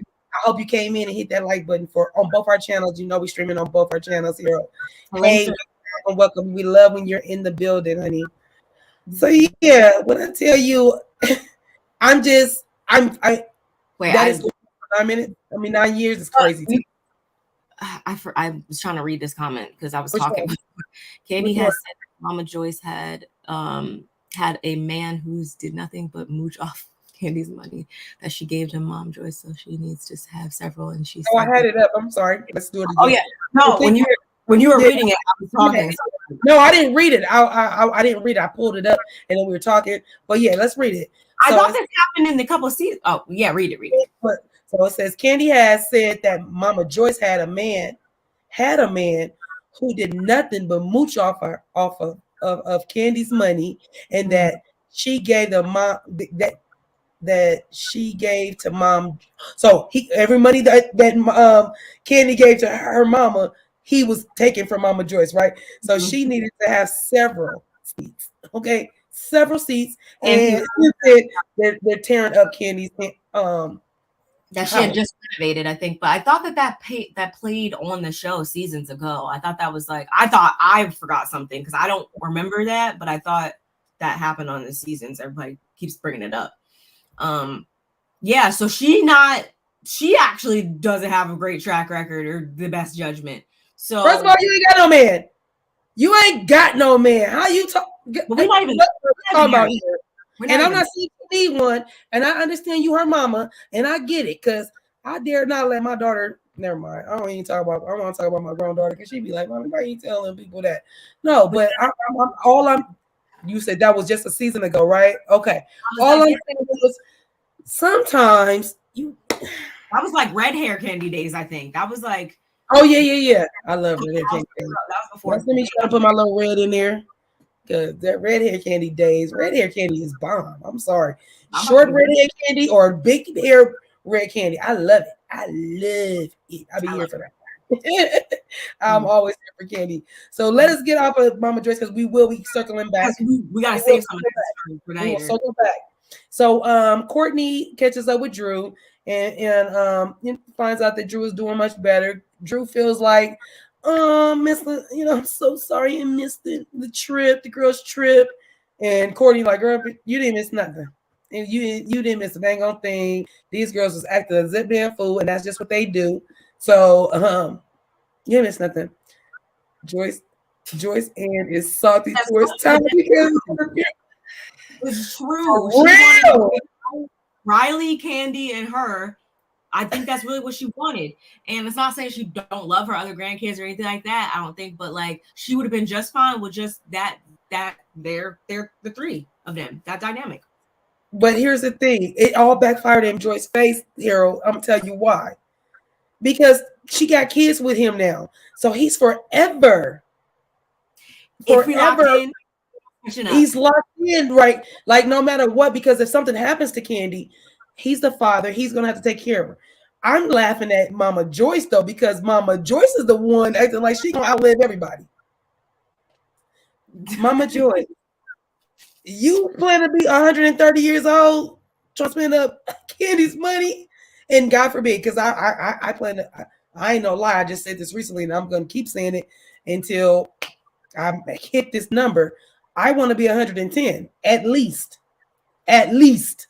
So all I'm saying is, Mama Joyce is probably in her head like, oh girl, I don't even know. Mama Joyce is like 69, somewhere around there. No, she's like 73 or something. 74. She's not that she was a younger one and everybody else was like 70. Like right at 70, like 70, 70, 73, 75, somewhere up in there. Because it's been a minute since I checked their age. She definitely 7. I'm sure Randy. So what I'm saying is, I'm laughing at Mama Joyce because she act like she gonna live forever, and not for nothing. Kandi got enough money to probably like 2 lifetimes, like for real. I don't know, I think she can help a lot of people. For real. She has business. It's not about the money she has right now. It's about the fact that they've structured, obviously, health inspections, stuff like that, and you just continue to stay up to code. But she has enough projects and stuff like that kind of do their own thing, that she just has to, that they're not just in the beginning stages. Like her bedroom stuff like that, kind of just all that. Making money with her eyes closed. It's called making your money with your eyes closed. Is the word you're looking for. Yeah, passive. But she has multiple streams that she's just going to continue to grow up. And we didn't say earlier when I didn't say this in the beginning when Todd and her were talking about the movie and stuff, how Kandi was like, oh yeah, you're gonna have to audition for our movie or whatever. And Kandi was like, I got like 3-4 movies and they want me without an audition. I said, you better tell them. You better get ready for the EGOT, girl. Get ready. And the thing is, also, Mama Joyce. Oh no, I'll save that. Never mind. I'll save it. We're not gonna say nothing else for a couple more minutes. Right. We are gonna move on to Marlo was on the phone with her therapist. Little fluff scene. She was on the phone with Sharon Green to fill her in how juvenile she had been acting. Sharon is able to have her step back and hold herself accountable, because she in these streets acting as a damn fool. And I don't understand why you can't remember what your therapist have said. Because it's for show. You have rules. You have tools. They give you tools, right? Why are you not using them? And why are you not passing them on? Like, if my friend is going to therapy and I'm not going to therapy and we're friends, I'm sure you're going to give me the nuggets that you're getting, that you're paying for, so that I don't have to pay for it. You're going to give me the nuggets, correct? Correct. So why are we not giving the nuggets away? I'm trying to get the nuggets, and I'm trying to figure out why you're not applying those things, Marlo. And even her therapist had to like, look, Marlo, I understand you trying to say it's them, but it's not them. You got tools and you're not using them, and you're allowing them to do the thing that they've been doing to you, and you're not using the tools. So I'm like, Marlo, there it is. What are you gonna do with it? What you think, sis? She's doing it for show, and what she needs a therapist, not a life coach. Two totally different like approaches to helping you with your life. She needs both. She needs to get off the camera and actually, but she actually got to care. She actually has to care about changing before that can happen. She don't care. She tries to put on like she does. She don't care. She's content with where she is. I didn't need that scene, that little scene, because it, like I said, we know it's obvious. She's playing on our heartstrings, trying to play on our heart strings. Like, yeah, y'all don't see me being bad. Remember, I'm trying to fix myself. I'm a work in progress. No, you're not. You ain't making no progress. That's the problem. You know what? I'm gonna send her my theme music. I'm gonna send her my husband's song, Making Progress. I'm gonna send it to her because she ain't making none. She ain't making that. None of it. So Kenya alerts production that she won't be filming because she's not feeling well. She ends up calling 911, having the ambulance come get her. In the process of the fire department and the ambulance coming in like, fire department, ambulance, open the door. You know, they come in like, you know. So Sheree is next to their rooms are close by each other. So she sees Kenya being taken away, and so she doesn't know what's going on for facts, and so she ends up calling all the girls, you know, one by one, and telling them to come to the room and stuff. And so they all get to the room. I'm sorry, that's funny, Christine. I'll put it up, but I haven't read it yet. They ain't not 1,000. You know, all the money. She does. Yes, actually, she does. She needs intensive. She needs an intensive inpatient something. But again, she has to care to want to actually consume the care. She has to actually take it in, absorb it. But I'm good. I cannot. So yeah, so she brings all the ladies upstairs so to discuss, you know, that Kenya was taken away, excuse me, and the paramedics, and they end up calling Kenya and talking to her for a hot second. Kenya saying, you know, she got 102 or 101, 102 fever. I'm not really for sure. She had a fever for sure. She was also on the bus down. I didn't say this before in my half, but there was all this sniffling and all types of stuff going on the bus. So she actually technically, I think, was already, you know, feeling it just needed to hit. And yeah, and then not only that, let's even go back if she had been around Drew and Drew was sick. Possibly. And then she has a little baby too. You know, she has kids. Kids give you I mean, I would take my kids cold. I would literally know that they were germy and take it. Like kiss, lick, damn near, almost eat the boogers. Like damn near. I wouldn't eat the boogers, but damn near. Like damn near. Because I was like, I need this to come off of you. Because I can handle it. I can take some medicine. But when your babies are sick and stuff, oh, it's the worst. You just want to lick that. I was a sickly kid. I was. You see me, Heather? I used to have every year. I'm trying to give a little something. I'm trying to push it up. Oh, I was like, wait, what? I was talking to my little cousin. She is like, wait, I'm sorry, that's not my cousin. She did say that. She had. You see me, girl. You see me. Okay. Stop. I don't have it. No, but so yeah, so they was running tests. I mean, she's been doing a lot. She's been getting ready for this. She's been doing stuff. What you doing? Notes? I think she's having anxiety too. As you get older, she's not, 21 anymore. As you get older, it's hard to rip and run like that and just jump back up and be able to go the next day. Like it's not easy. So that's her too. She did just get, like you said, she had just got over COVID, and sometimes You might get long COVID. You don't even know that you might test negative, but those the symptoms are still there. You still can't taste sometimes. I got my shit right back. But sometimes you can't taste for a month, 2 months, longer than that. And you can still, I never lost negative. Thank God. I was just sick. Like that was the worst thing I've ever been in my life. But mine wasn't like that. It wasn't the worst. It was the. Let me take it back. It was the worst sickness I've ever had because I never had the flu or any of that. Flu, stomach flu. You had all that. You've had all that. I was a sickly kid. Yeah, not like sickly. But like, no. That means you. Every year I was getting. We was getting sick. Huh? Yeah. She said, "You showing a little clavicle too, little girl." She's trying to cover it with the braids. She's trying to cover it with the braids. See, I'm trying to be a whole grown woman tonight. I'm just playing. No, but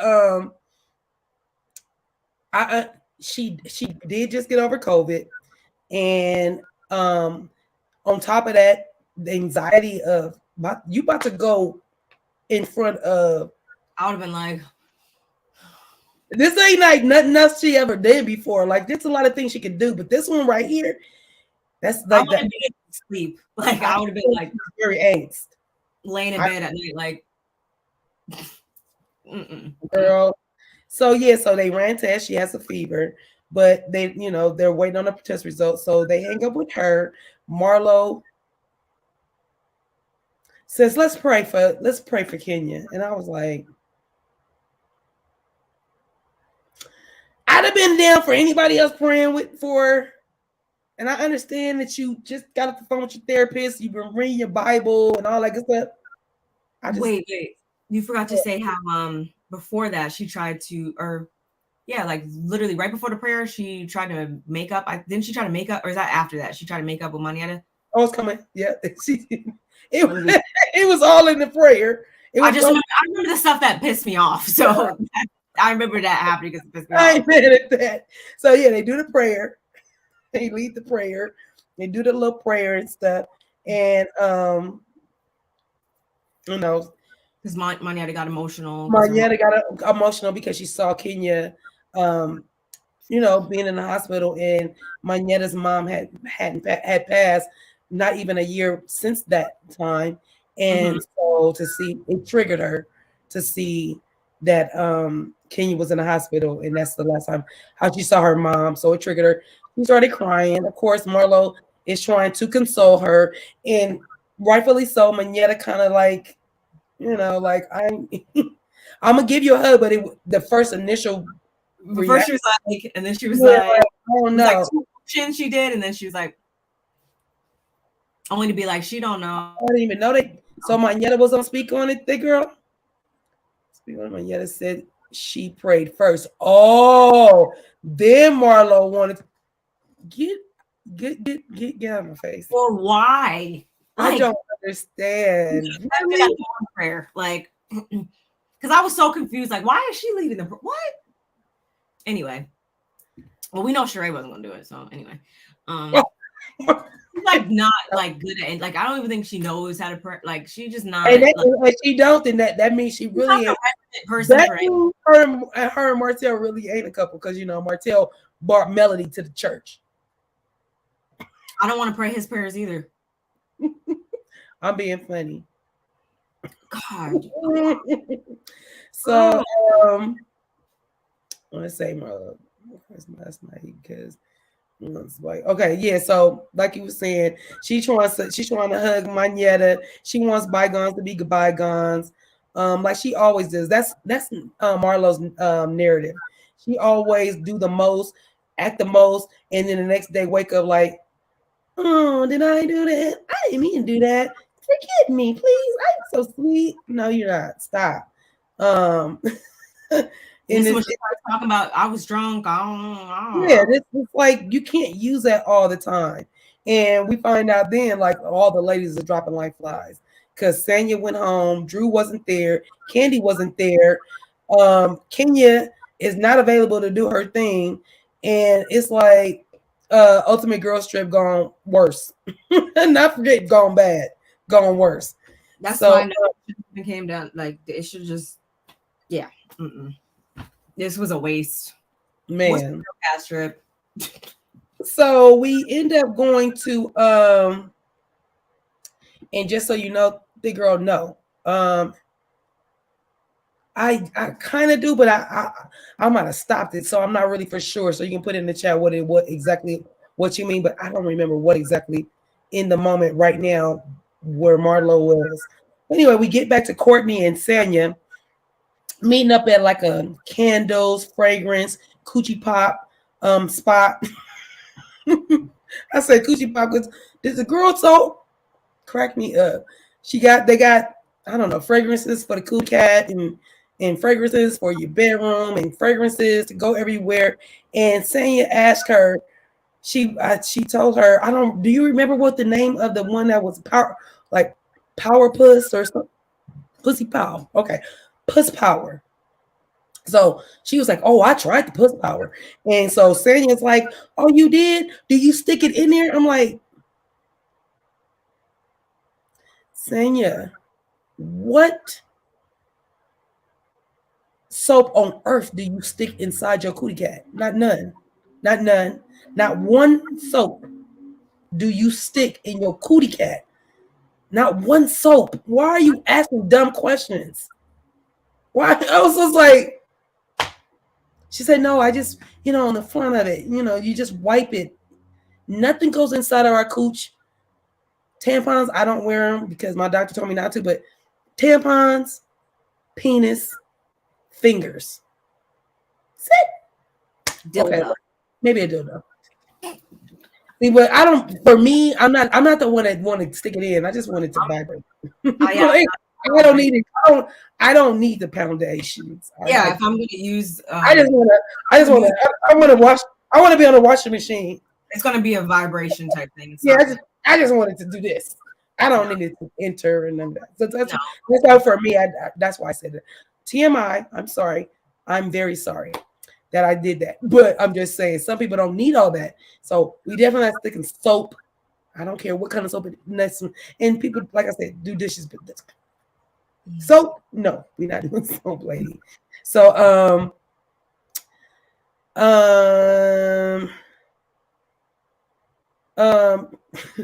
it's so funny because Courtney said Sanya's like, yeah, my feelings were hurt, when Kenya said, you can go home.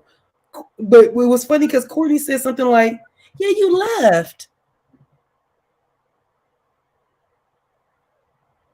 Courtney, I'm gonna need you to take your pretty and sit it with a brain so that it can absorb something because your brain don't work. She's a crisis negotiator or she's a crisis manager. She can't be. There's just no way. I was just like, what? I would hate to be in a crisis and have to call her. I would never. I will just, never mind. We're not even going to say that because we're on YouTube. So, she told us that her feelings was hurt, obviously. Sometimes she said, I'm sorry. Oh, she did give her the dumb look. That's what I'm like. What am I saying? So,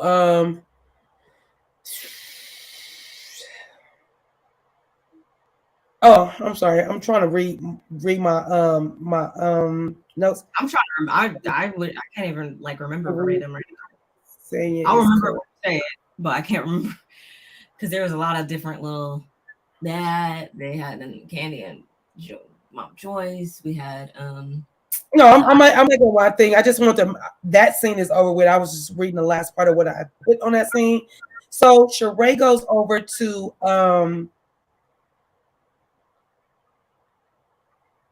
Sheree gets the girls together, right? To go do the IV, the vitamin IV. Yes. Oh no. Take that back. Sheree goes over to Kenya's house.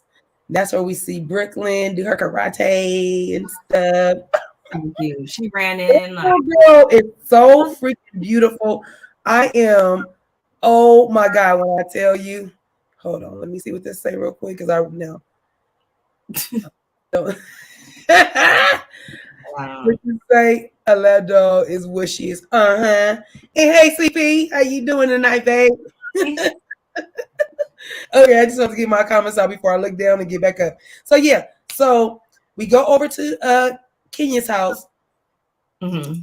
Sheree comes over with a vitamin and ginger bag, and I ain't mad at Kenya talking about, is there gin and juice in here? Because she heard ginger, so she heard ginger, gin and juice. I said, girl, that's what I heard too. That's what I heard. I heard gin and juice. Is there gin and juice in there? Because me and Snoop Dogg was born on the same day. That's my twinner. So I'm always down. I'm always down for some gin and juice. I don't drink it before because it made me sad. I will. Never mind. That's not he's not on your list of people that you've met. I have been in the studio with Snoop, but I didn't meet him. Like I need to talk to him. I've been to Snoop's house. I dropped one of my brothers over to his house when he lived in Chino Hills. Went to his house. He actually came out because his weed man was behind me. Okay. But I was dropping one of my play brothers off to Snoop. And so we're dropping him off. Snoop comes out, and I'm thinking, oh, this is gonna be my chance to finally tell him that our birthdays are the same day. Girl, he walked past my car to go to his car. I mean, to his delivery dude.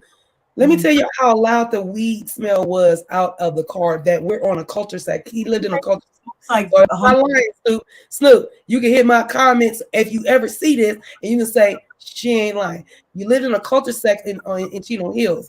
So I'm on the culture sack, and I kid you not, his weed man pulled up behind us. It smelled like weed was being smoked in my car.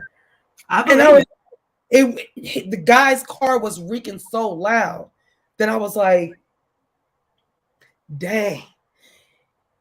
And I smoke weed with him. Like I said, I've been in circle. I need to talk to him.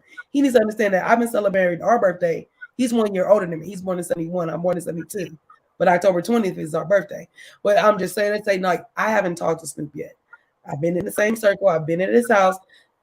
Not in his house, but to his house. I need to talk to him so he can really understand, like, dang, California cutie got it going on. That's my girl. Woo, wah, wah. You see what I'm saying? I had to ask because you be running into everybody. No, because I know his dad. His dad wanted to buy my sister's jacket. I met his dad, and then there's this. I've met people around him. I met Trey D. I met Daz. I met Corrupt. There's people that I met that's around him. I just haven't put my eyeballs and my hand in Snoop's hand. It's gonna happen. It's gonna happen. Oh, I know. Look, I know. So anyway, you have to change your name because like it's gotta happen. Yeah. Oh, we definitely we gonna get it in, and not for nothing. Not too long ago, they hit up in on his store recently. He has a store across the street from SoFi Stadium. He opened last year, and so it's in a blood neighborhood. You know, Snoop's a Crip, so Inglewood Bloods hit up his stuff. Bull crap. That's just what they did. I can't stand them. So anyway, getting back to our stuff. I know this. I know you love my stories. I like it. It's always organically stories. Like I feel like if I just got on my platform and just started telling y'all stories, y'all be like, what is she? Why? Yeah, I believe it. Like if I thought you were alive, I wouldn't have asked. Like if I thought that these stories are made up, I would not have asked. But I knew you were gonna say something though. It's so funny because my auntie Peggy, you met my aunt. My auntie Peggy went to Snoop's. She was friends with Snoop's mom, and so when Snoop's mom's passed, she was at the funeral, to the hospital when seen her. She was at Snoop's 50th birthday party not last year, the year before last, because he turned 50 the year before me. And and my auntie at the party, I'm like, you're at Snoop's party. Like, you didn't call me. It's our birthday. It's my 49th. It's his 50th. You don't call me. Maybe she thought you were celebrating yours somewhere else. You're like, forget my birthday. Yeah, she was just in a moment that she was having a good old time. Got pictures of Snoop, and I was like, It's okay, Auntie. It's okay. I'll get you back later. Anyway, we're gonna go back to our Atlantis, our Mm-mm. housewives and things. So let me see what did I put this comment up? I Mm-mm. know I know that that's fast food would lay. I'm No, sure. no, seriously. Like I'm like I said, I smoked in his circle of people. They weed is like I can stupid, only and they chief and chief. I tap out. I be like, y'all ain't gonna do me like that. You mm-hmm. ain't gonna do me like that. uh, Thank you. I appreciate it. I work hard. I ain't even gonna lie. Good does genes. but Look, good genes though. My mom and my dad, good genes. And then does I'm trying to. I already told you I'm trying to live to be 110. So and I got I like 60 more years to do. I wouldn't believe it, Harold, if I wasn't at the birthday party myself. She Like, was at my 50th birthday party. lying. Because I Ranta said the same thing. Ranta be like, "You're lying," and I'm not. I was let her born parents, 1972. the kids, like, so it all adds up. The math does math in that aspect, but we still Harold, sign. my oldest kid is 31. But yeah. Mm-hmm. Okay. Thank you, thick girl, for coming through. Ew. Have a good live tonight, honey. We'll see you Mm-hmm. later. So yeah, honey, when I tell y'all, I love the fact that she brought the little, feeling good, and she wanted to give Kenya a little baggie. And like we said, we saw Brooklyn do her little karate. She's so cute.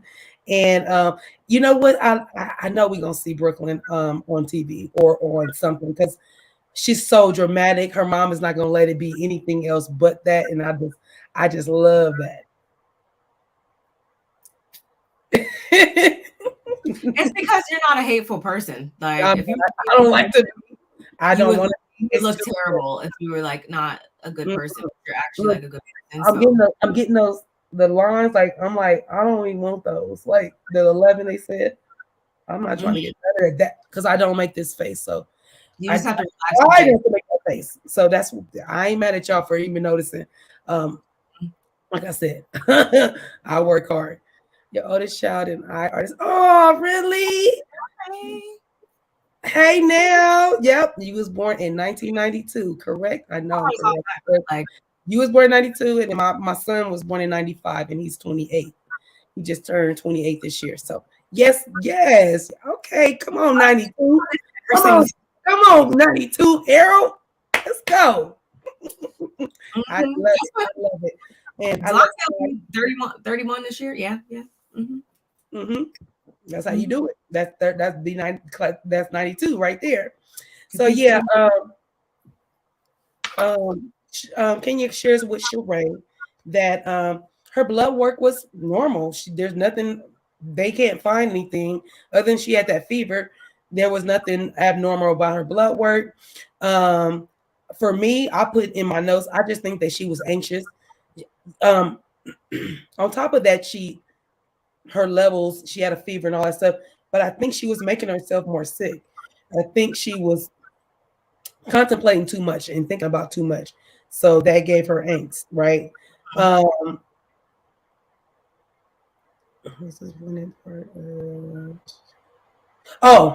like, because I was talking into my into my notes. So the worst are discombobulated, but the most disappointing part about her not making the halftime thing is that she was really trying to not rebrand, but put her brand up.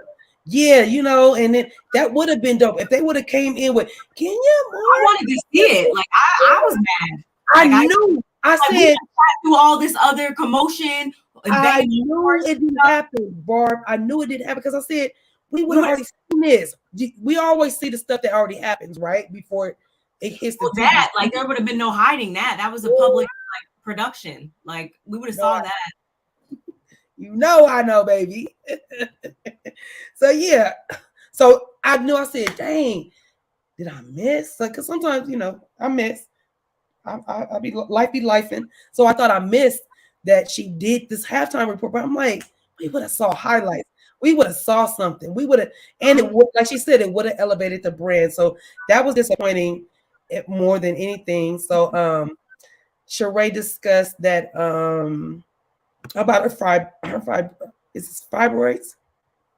She discussed about that she's having her vibrate problem. She's thinking about shrinking them. She doesn't want to have the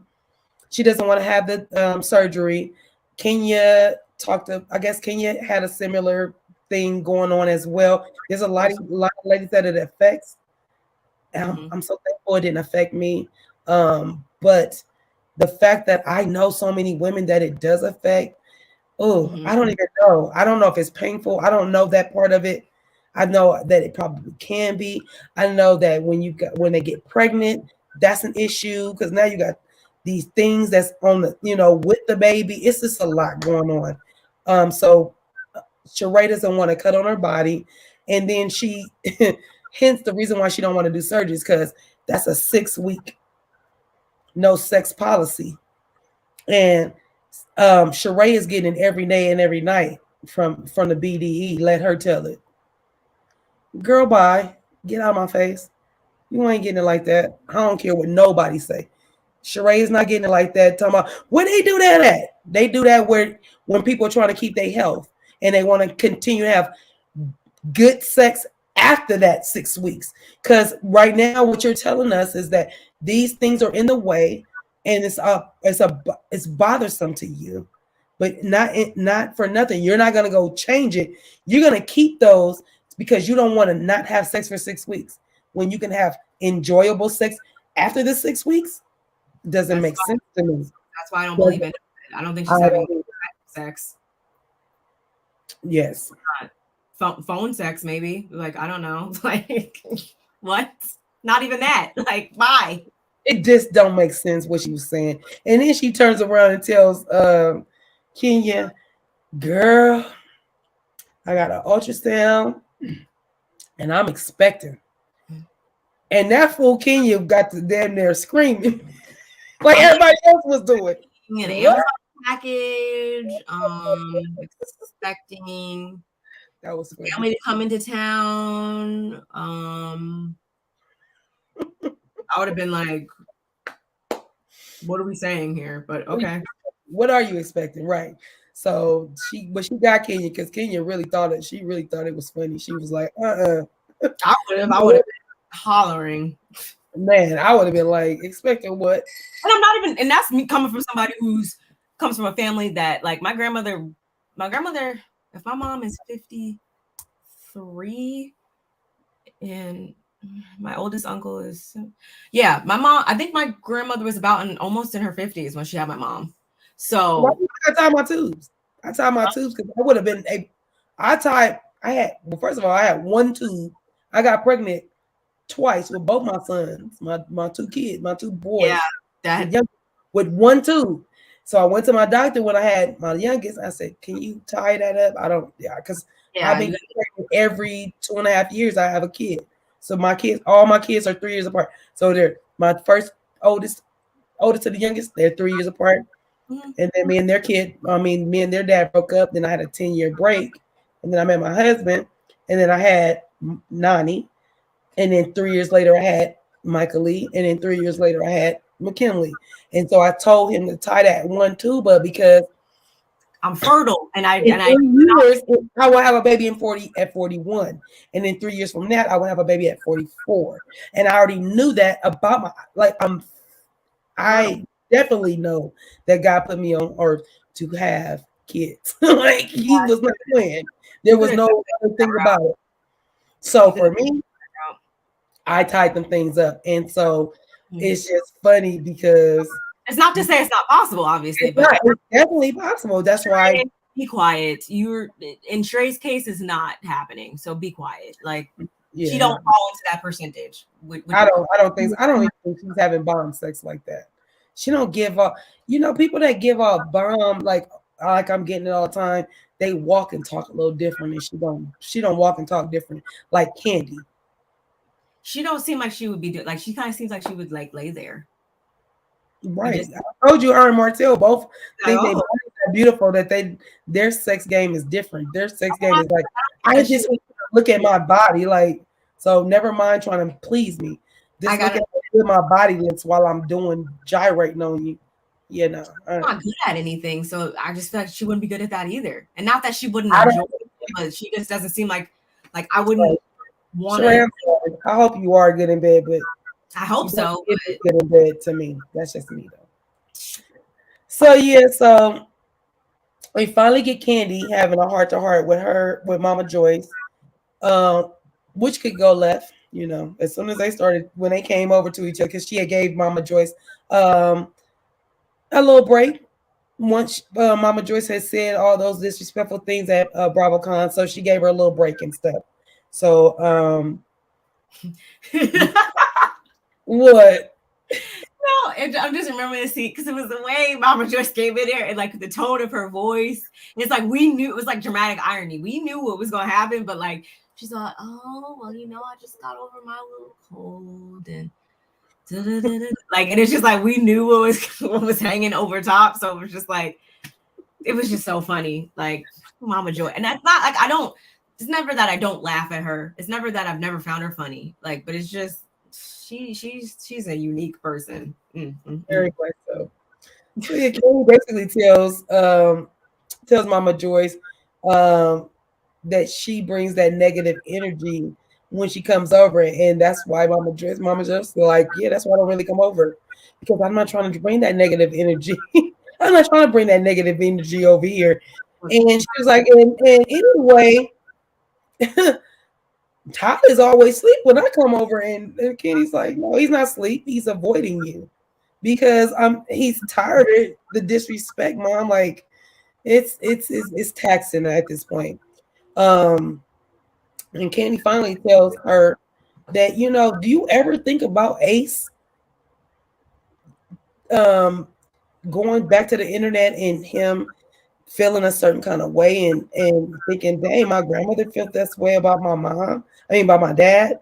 And Mama Joyce basically was like, no, I'm not. That is not like really her concern. Her concern, why she's projecting, her concern is why Todd has not showed his 6-year-old how to take out the trash. Mama Joyce, I'm gonna need you to find out why your daughter Kandi did not show your grown ass granddaughter how to clean the house. What are you talking about right now? Your granddaughter don't know how to clean up, didn't know how to clean up, probably didn't know how to cook for herself. And you got the nerve to tell your daughter that her husband ain't telling his 6-year-old to take out trash. Yeah, he's not telling the 6-year-old to take out trash because he's taking out the trash. What are you talking about, Mama Joyce?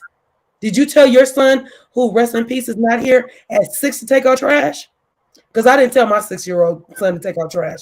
If it was a bag of trash like this, let me show y'all. Because I did my hair. If it's a bag of trash like that looks like this, yeah, my 6-year-old can come help me take out trash. But besides that, because I took out my own trash, what are you talking about? Hello, my sis Mace. Hey, Mace. Or is it Shady? Oh, yeah. It could be either way. I just followed what you said, and I thought about it. Is it Shady? Hey, Shady. I'm sure it's Shady. I think it's always coming with just Mace Monroe. So, yeah, hey, yeah. Hey, Shady. You guys following the Mace and Shady show? You guys gotta be following these two. They are amazing at what they do. They are funny as I don't know what. And on IG, Shady has a page. It's called Shadier Room. Y'all gotta be on that. It's funny. And Mace also is on IG as well. Please be following both of their channels, and both of their IGs and their channel. This is their channel, the Mace and Shady Show. So yes, I know Shady. I had to think about it. I had to think about it. Like, not even putting it together. I'm like, oh yeah, hey, wait. But yes, you see what I'm saying, Christine? Riley can't clean up. I was watching, shout out to Bondi. I was watching her live, and she brought up that same point, and I'm just like, yeah, Riley was the one that couldn't the bathroom or the dishes or something like that. And not to mention, you're talking about ask your daughter. Don't even ask your daughter. Take a mirror, look at yourself, because who was Riley with when Kandi was touring and doing and working and stuff like that? Why didn't she teach her how to do these things? My grandmother, I learned all of that stuff from my Why did Mama Joyce? Why did Mama Joyce teach her? Because Kandi was touring, correct? So who and Riley wasn't with her dad, right? Who was Riley with?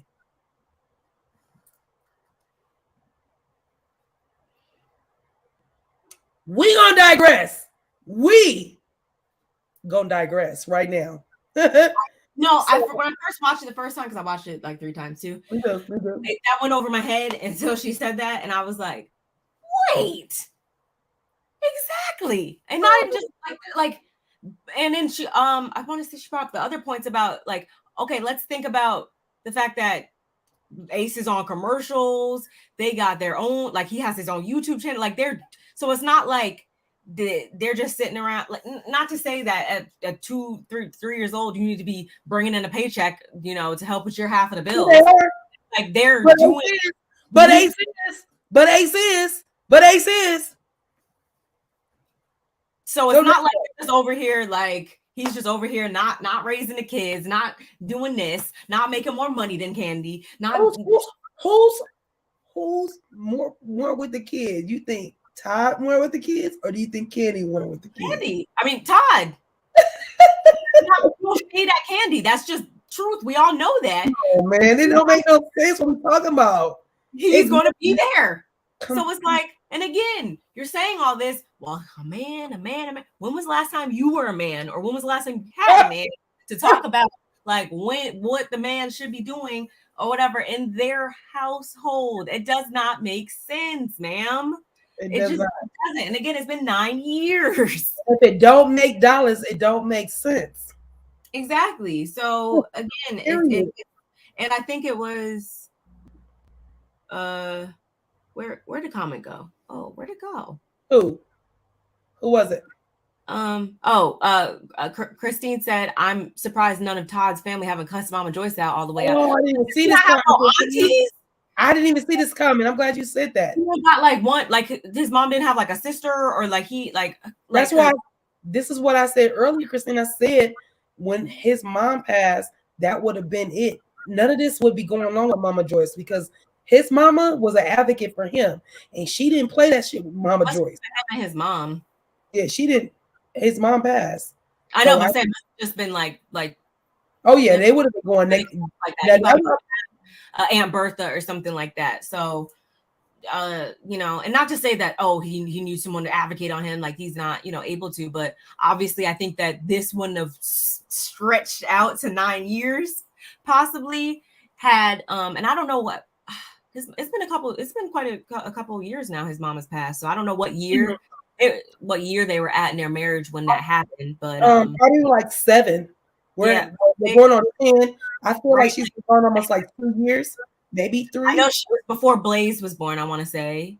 Right. And then Ace is what, 5? Blaze is like, maybe they're a little older, maybe like 6 and 3. Probably happened at year like 4, 5, 6, something in the middle. But yeah, I just she and not to mention too, I was thinking, I'm like, and the crazy thing is when because Kandi don't be available all the time or anything like that. Mm-hmm. If Mama Joyce needs something, who's going to be the first one to be there and make sure she's good? Probably. And then every chance you get, you on here calling him short, saying he don't make enough money, talking down on him. And it's like, he's going to be the person that probably has your back when Kandi's not around before anybody else can come do that. So it's just like, because I know I can only speak for myself. And thank God my husband, and you would think that my husband is my mom's biological son, because and the dynamic works both ways. If my mom needs something like right now and I couldn't do it, he would be on a plane going to Jersey. So it's like, why are you like, it doesn't have to be that way. Like, usually people should want to, expand their family and have positive, relationships and stuff like that and see all these good things coming. But it's just like, she has the gates up instead. It's not a welcome sign saying come in. It's like the bars are closed and it's saying stay out. And it's just like weird to me. Very. I agree with you. Because I don't have that. So do you see what Katie said? Yeah, I was trying not to focus on that, so I got that out. Yes, she does. I got some links I can send her because she should have all the bedroom candy she needs. Are you crazy? She should have. She should have one thing. Like if I was Kandi, I would I would have a Mama Joyce line. Like do that. Like I would be making like, not that I would be trolling my mom, but like I probably would be. Not even Kandi. If I was Todd, I would definitely be trolling her. Like I would never get disrespectful. I would never, none of that, like we were saying. But I would definitely be like trolling her in different ways, like setting her up on dates. Like that's what she needs to do. That would be the best plan of attack. I agree with you on that. Because I would with kindness and like just shady. Yes. Almost shady, but not trying to be shady. Mm-hmm. Like where she knows like that she just can't get over on me. Like I wouldn't let her win. Like I would always be 2 steps ahead of her. Like I think Kandi's about to start trying to. I kind of feel like she's gonna start doing that. I feel like she's like 10 years of this, mama. My husband come over you. I mean, it's over you right at this moment. I refuse. I cannot.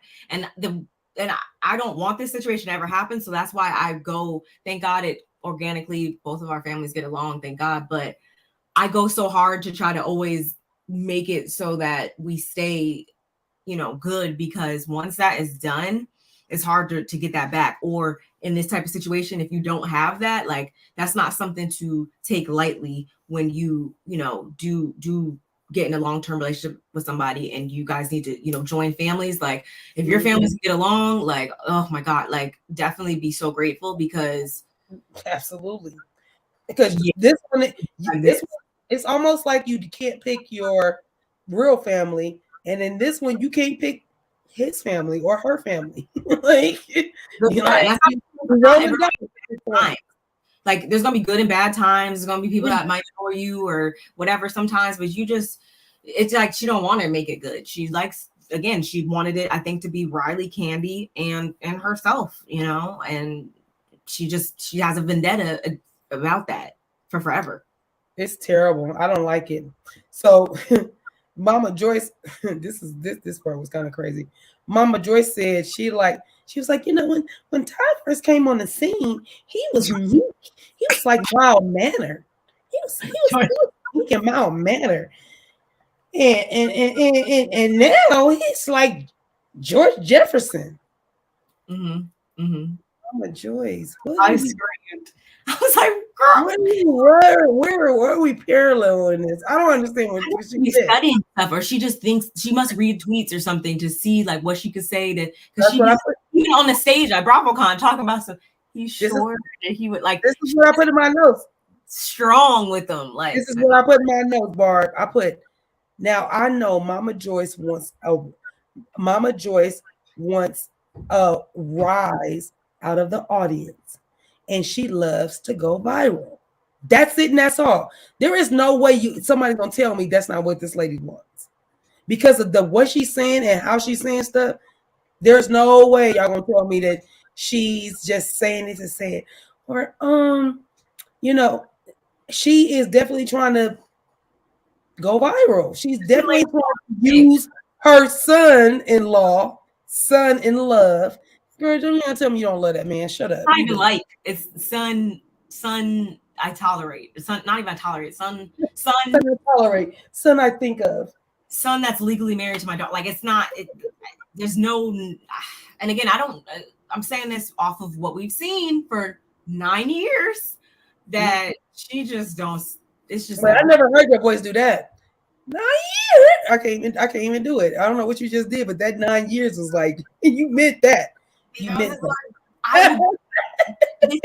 I'm very passionate about this subject because I just told you, like, I could not.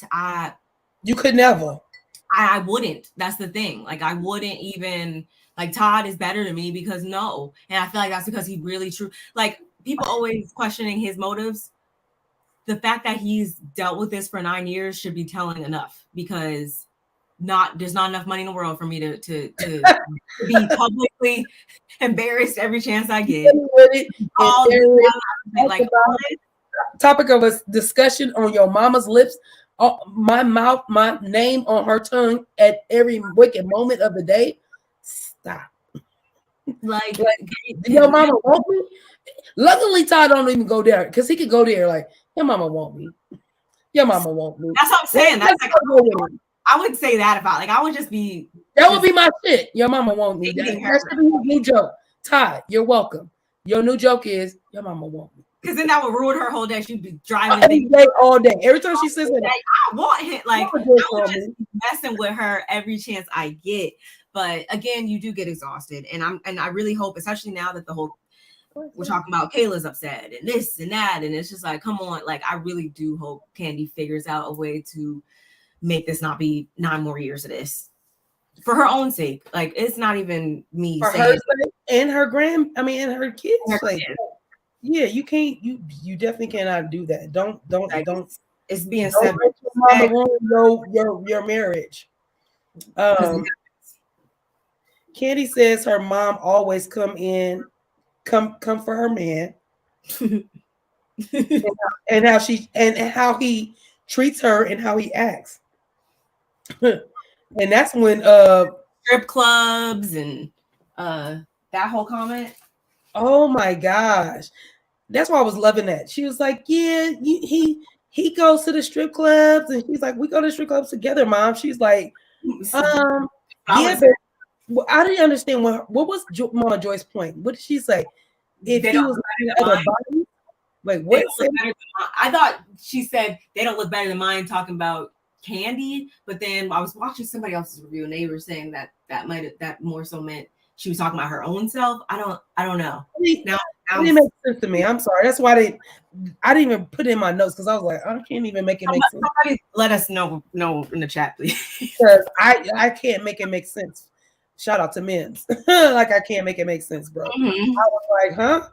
What are you talking about? Like, yeah, I didn't get what she said, so I can't even comment on it because I didn't get the comment. I don't understand where she was going with it.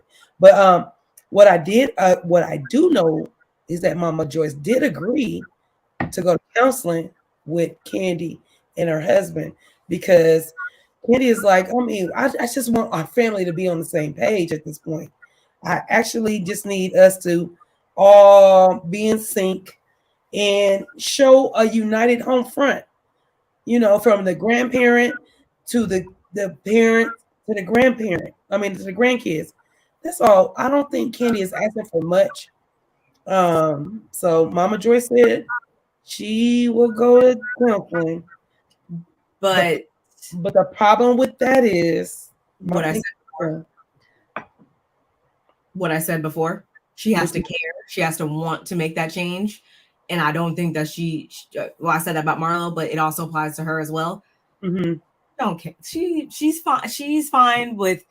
I don't think she's gonna try to break them up. No, I think she tolerates it as far as they're married. It's gonna be what it's gonna be. But I don't feel like she's gonna let up off the gas with this whole thing, this whole campaign of not disliking Todd anytime soon. I don't. I think she's fine in sitting in that.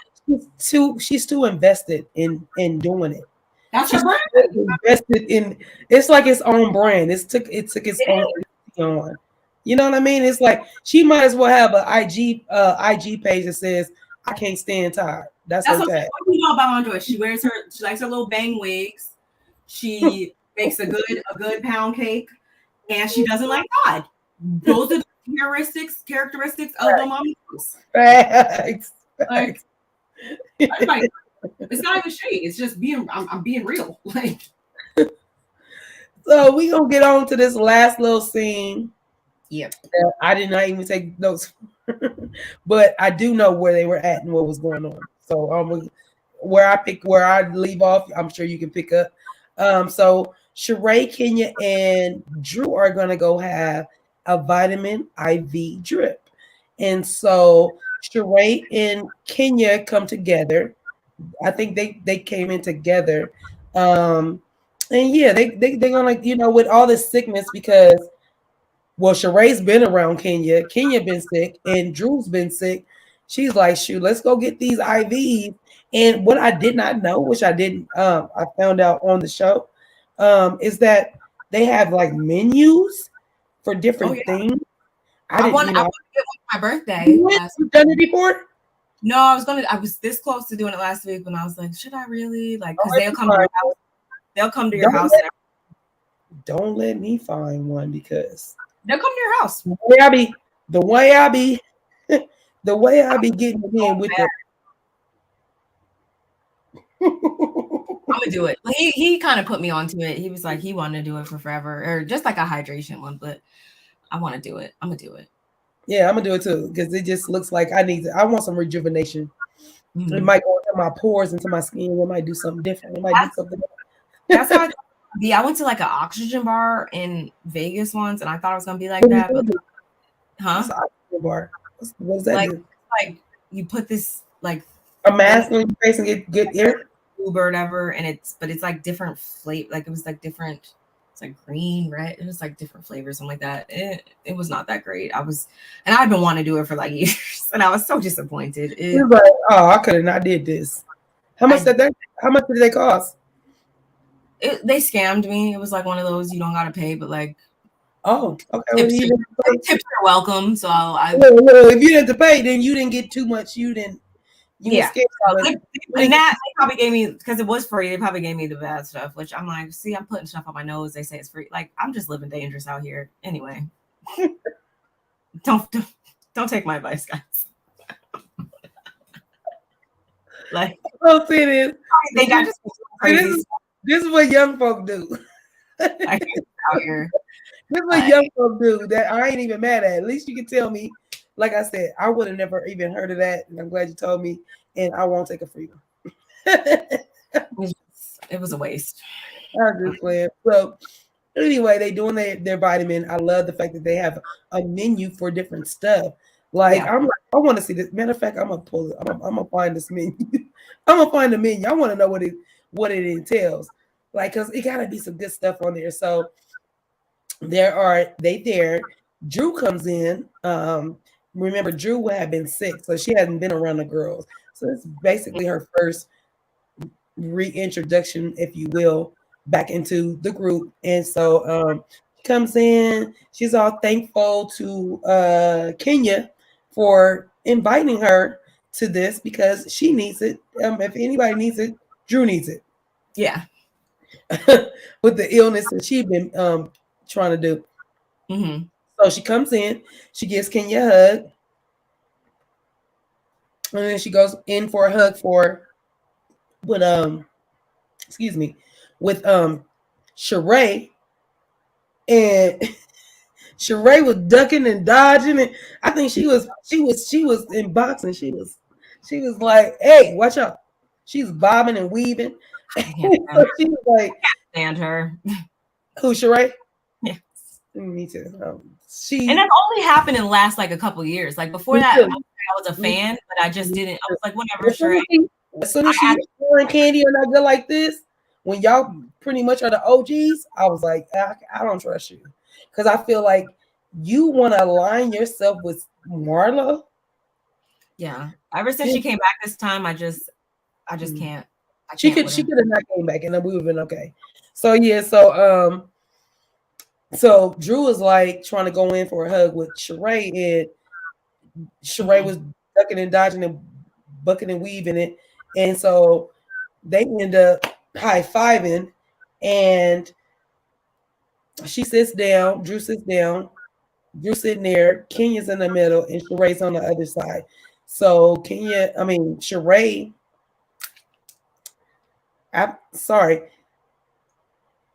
Drew is trying to figure out, like, okay, well, I guess we're just hugging it up.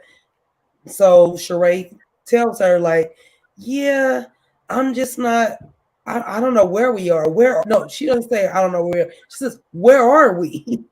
Because Sheree got wind of Drew on, I don't know if it was on a podcast, somewhere she was live, somewhere she let this go out into the internet world and said that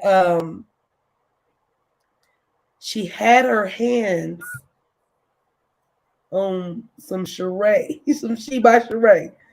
It was in her hands, and then it just kind of left her hands. It just the grasp was gone, and so she also was specific. This is what I like about Drew. Drew was very specific. I wanted that bag. And so it made Sheree have to tell her, well, the bag they put the bag on there, because I only had bought so much stuff, and then that bag had my stuff in it, and because it's She by Sheree, and the bag was there, and woo wah wah. Here's my thing, Sheree, it's your line, it's your stuff. Take your shit out of there. Get your shit out of the goddamn bag and sell her the goddamn bag. Give her the goddamn bag. Do whatever you need to do. Hello? Why are you holding on to is this the only bag in your line? Is this the only is the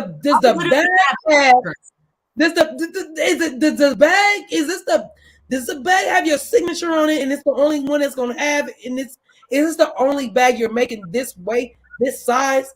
Like, I'm trying to figure out, why is this bag so important?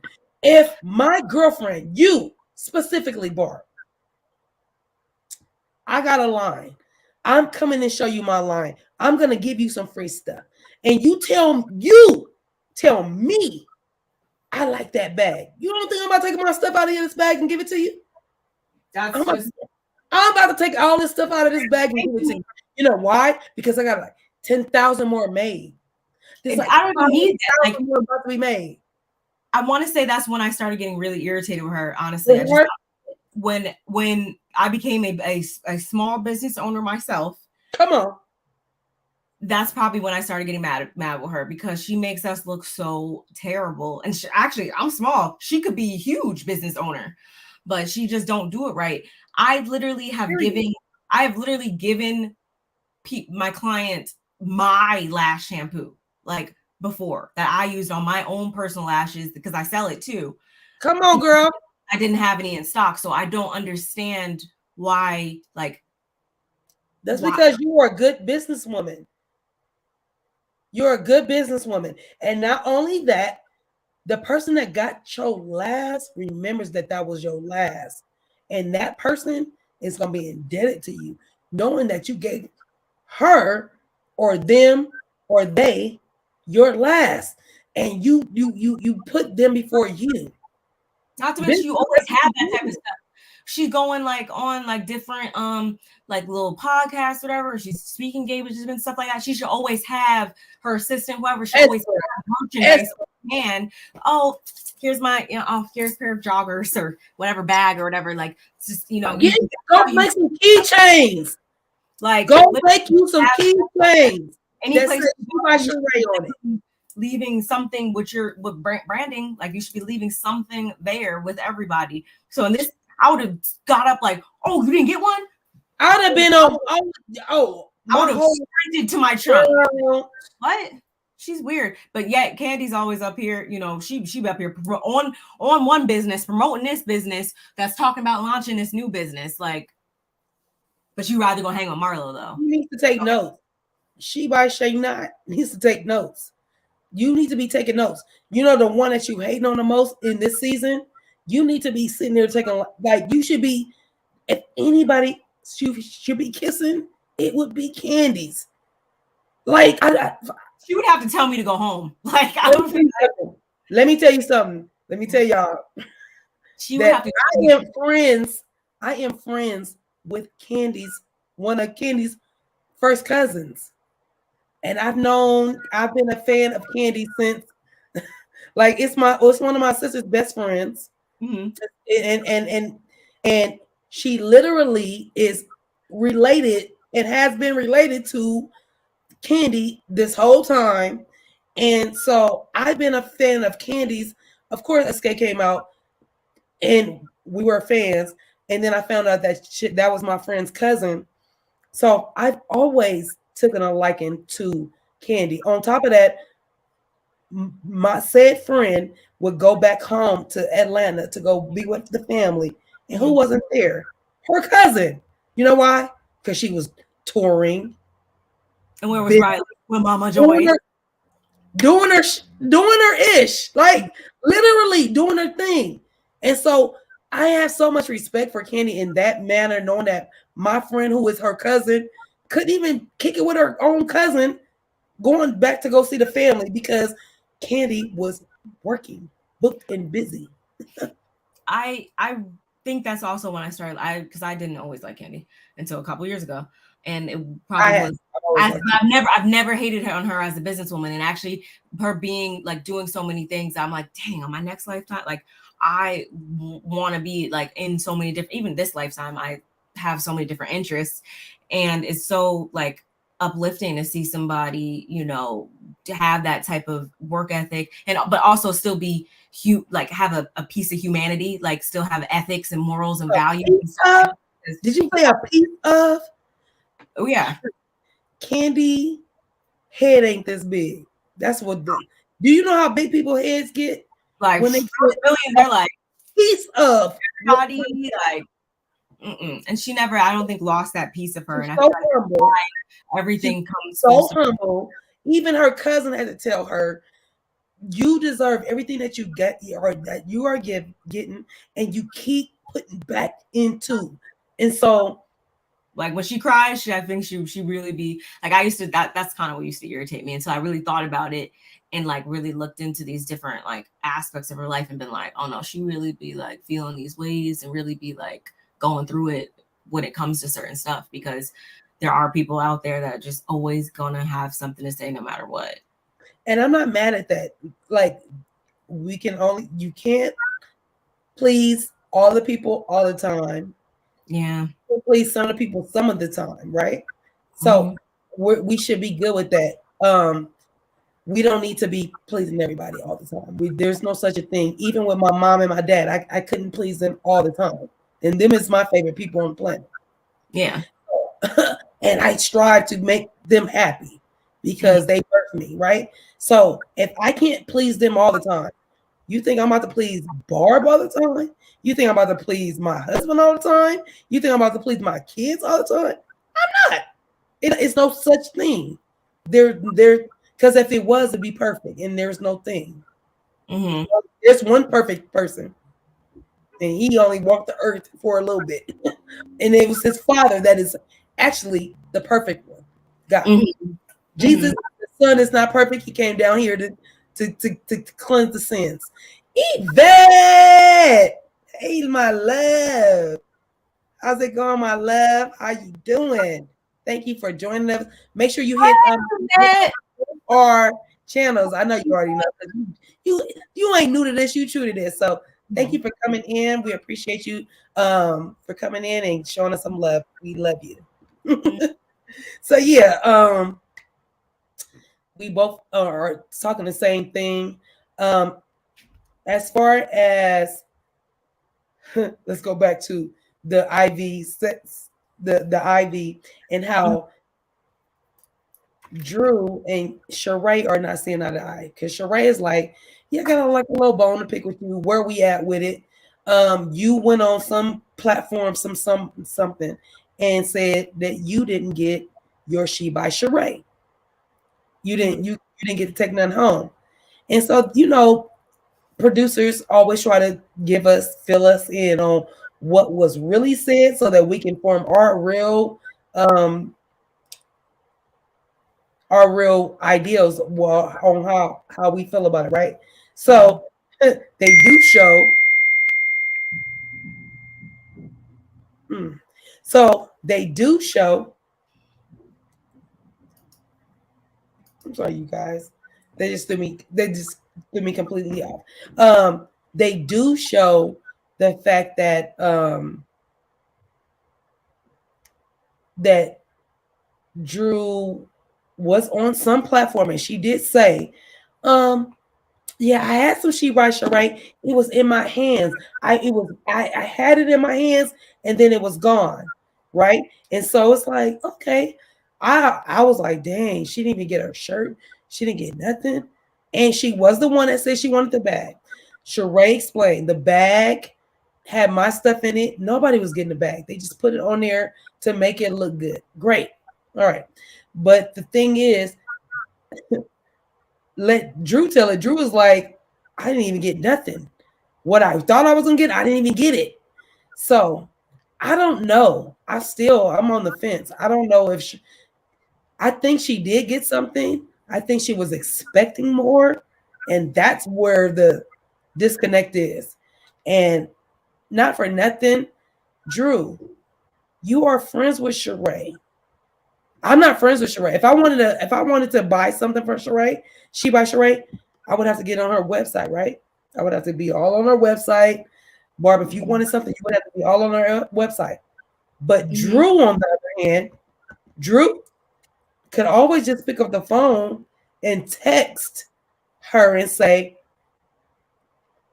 oh, I love that $285, $279 two-piece workout outfit, and I also want that workout gym bag.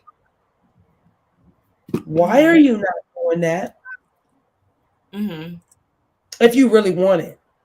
Because Barb, if you had a line, and I know that you are selling your line, but I also know that my money is greener than other people because I know you.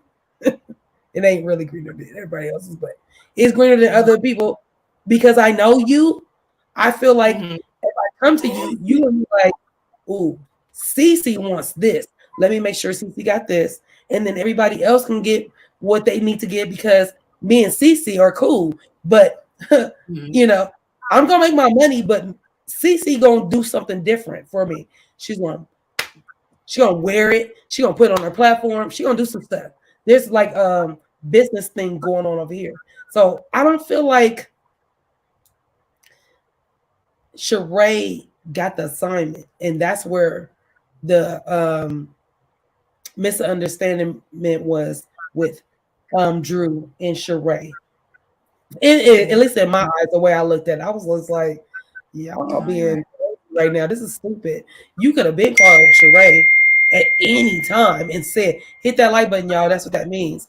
But you guys could have resolved this. It didn't take this where we at. Exactly. And she never does get the assignment, so I'm in total agreement. She be so slow with it. It just annoys me so much. So yeah, that's how that ended. I don't remember what the next season. I mean, the next where it's gonna go or what's gonna lead us into our next segment. I don't remember. Literally, I don't remember because we watched two of them.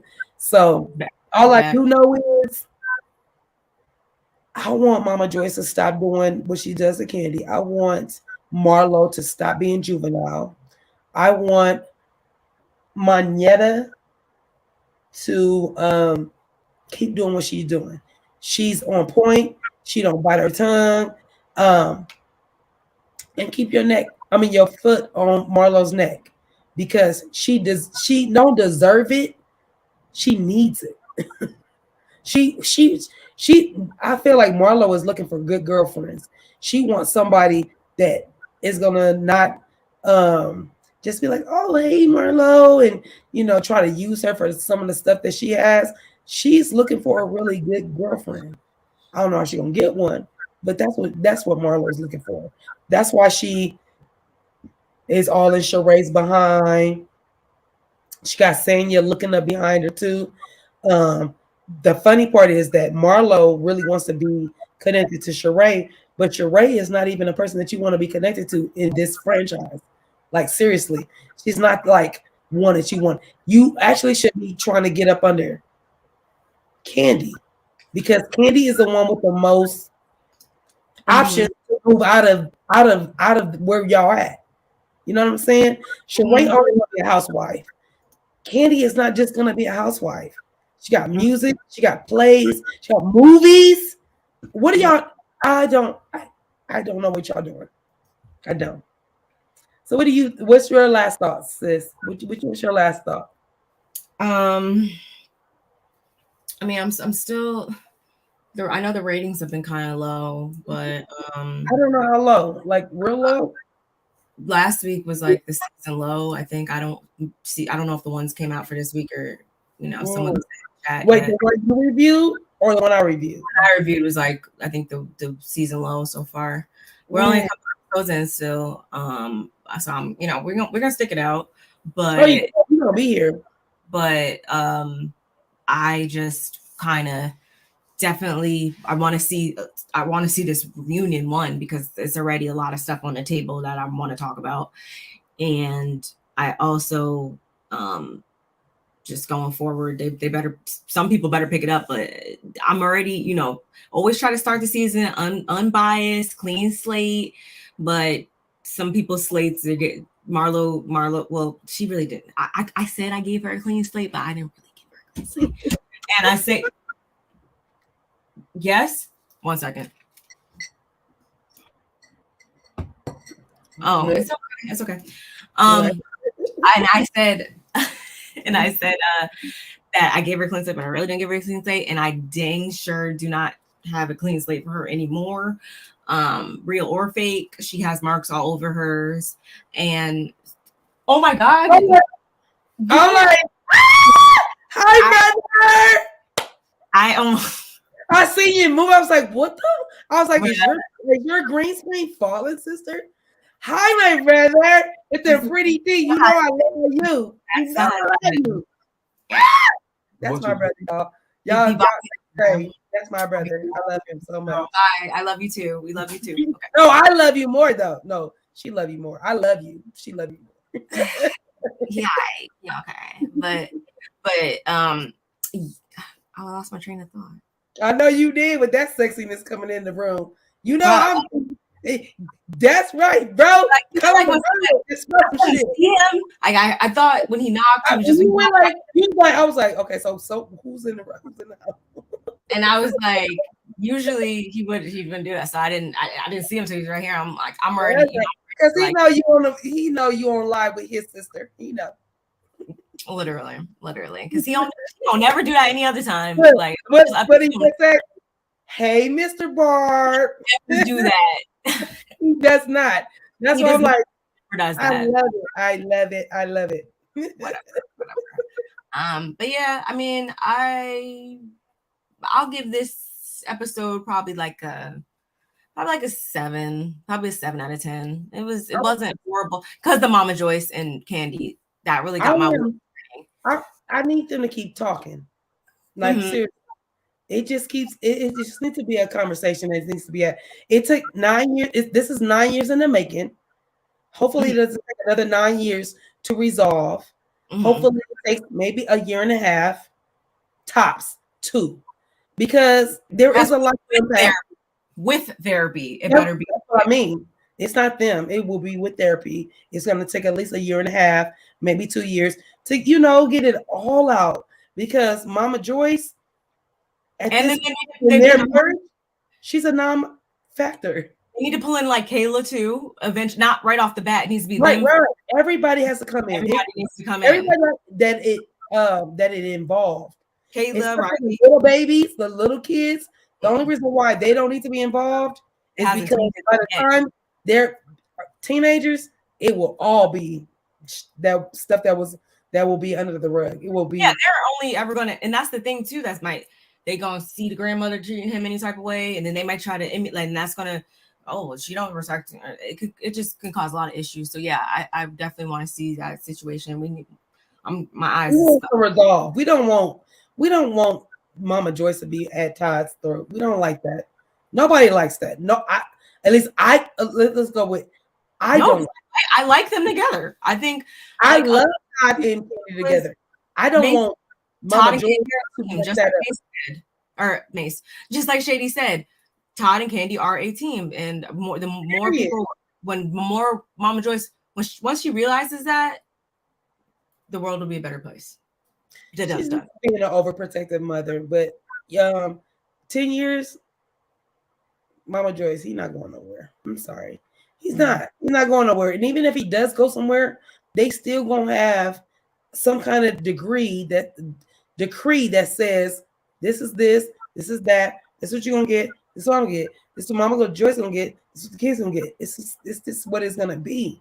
So you trying to fight him on it? He already, I'm sure, it with a prenup. There's a prenup. I'm sure the stipulation says after 10 years, woo wop wop. So in January, we are what, 6 months away from January? We're halfway through the year. Mama Joyce, let go. Let go and let God. Let go and let God. Because what God has put us in, no man can take us under. Like, you know that. You are a church God-fearing woman. Why are you so worried about, like you told your daughter, keep doing the work that God put on your heart to do. Keep helping out people. Why all of a sudden that she got kids with her husband, now all of a sudden he's the enemy? Mama Joyce, don't do that no more. Stop. You actually blocking your own blessing. You probably blocking your own man for coming into your life because you're trying to block your daughter's blessing. Don't do that. Let this man come into your life so you can get your last little bit of whatever to go on.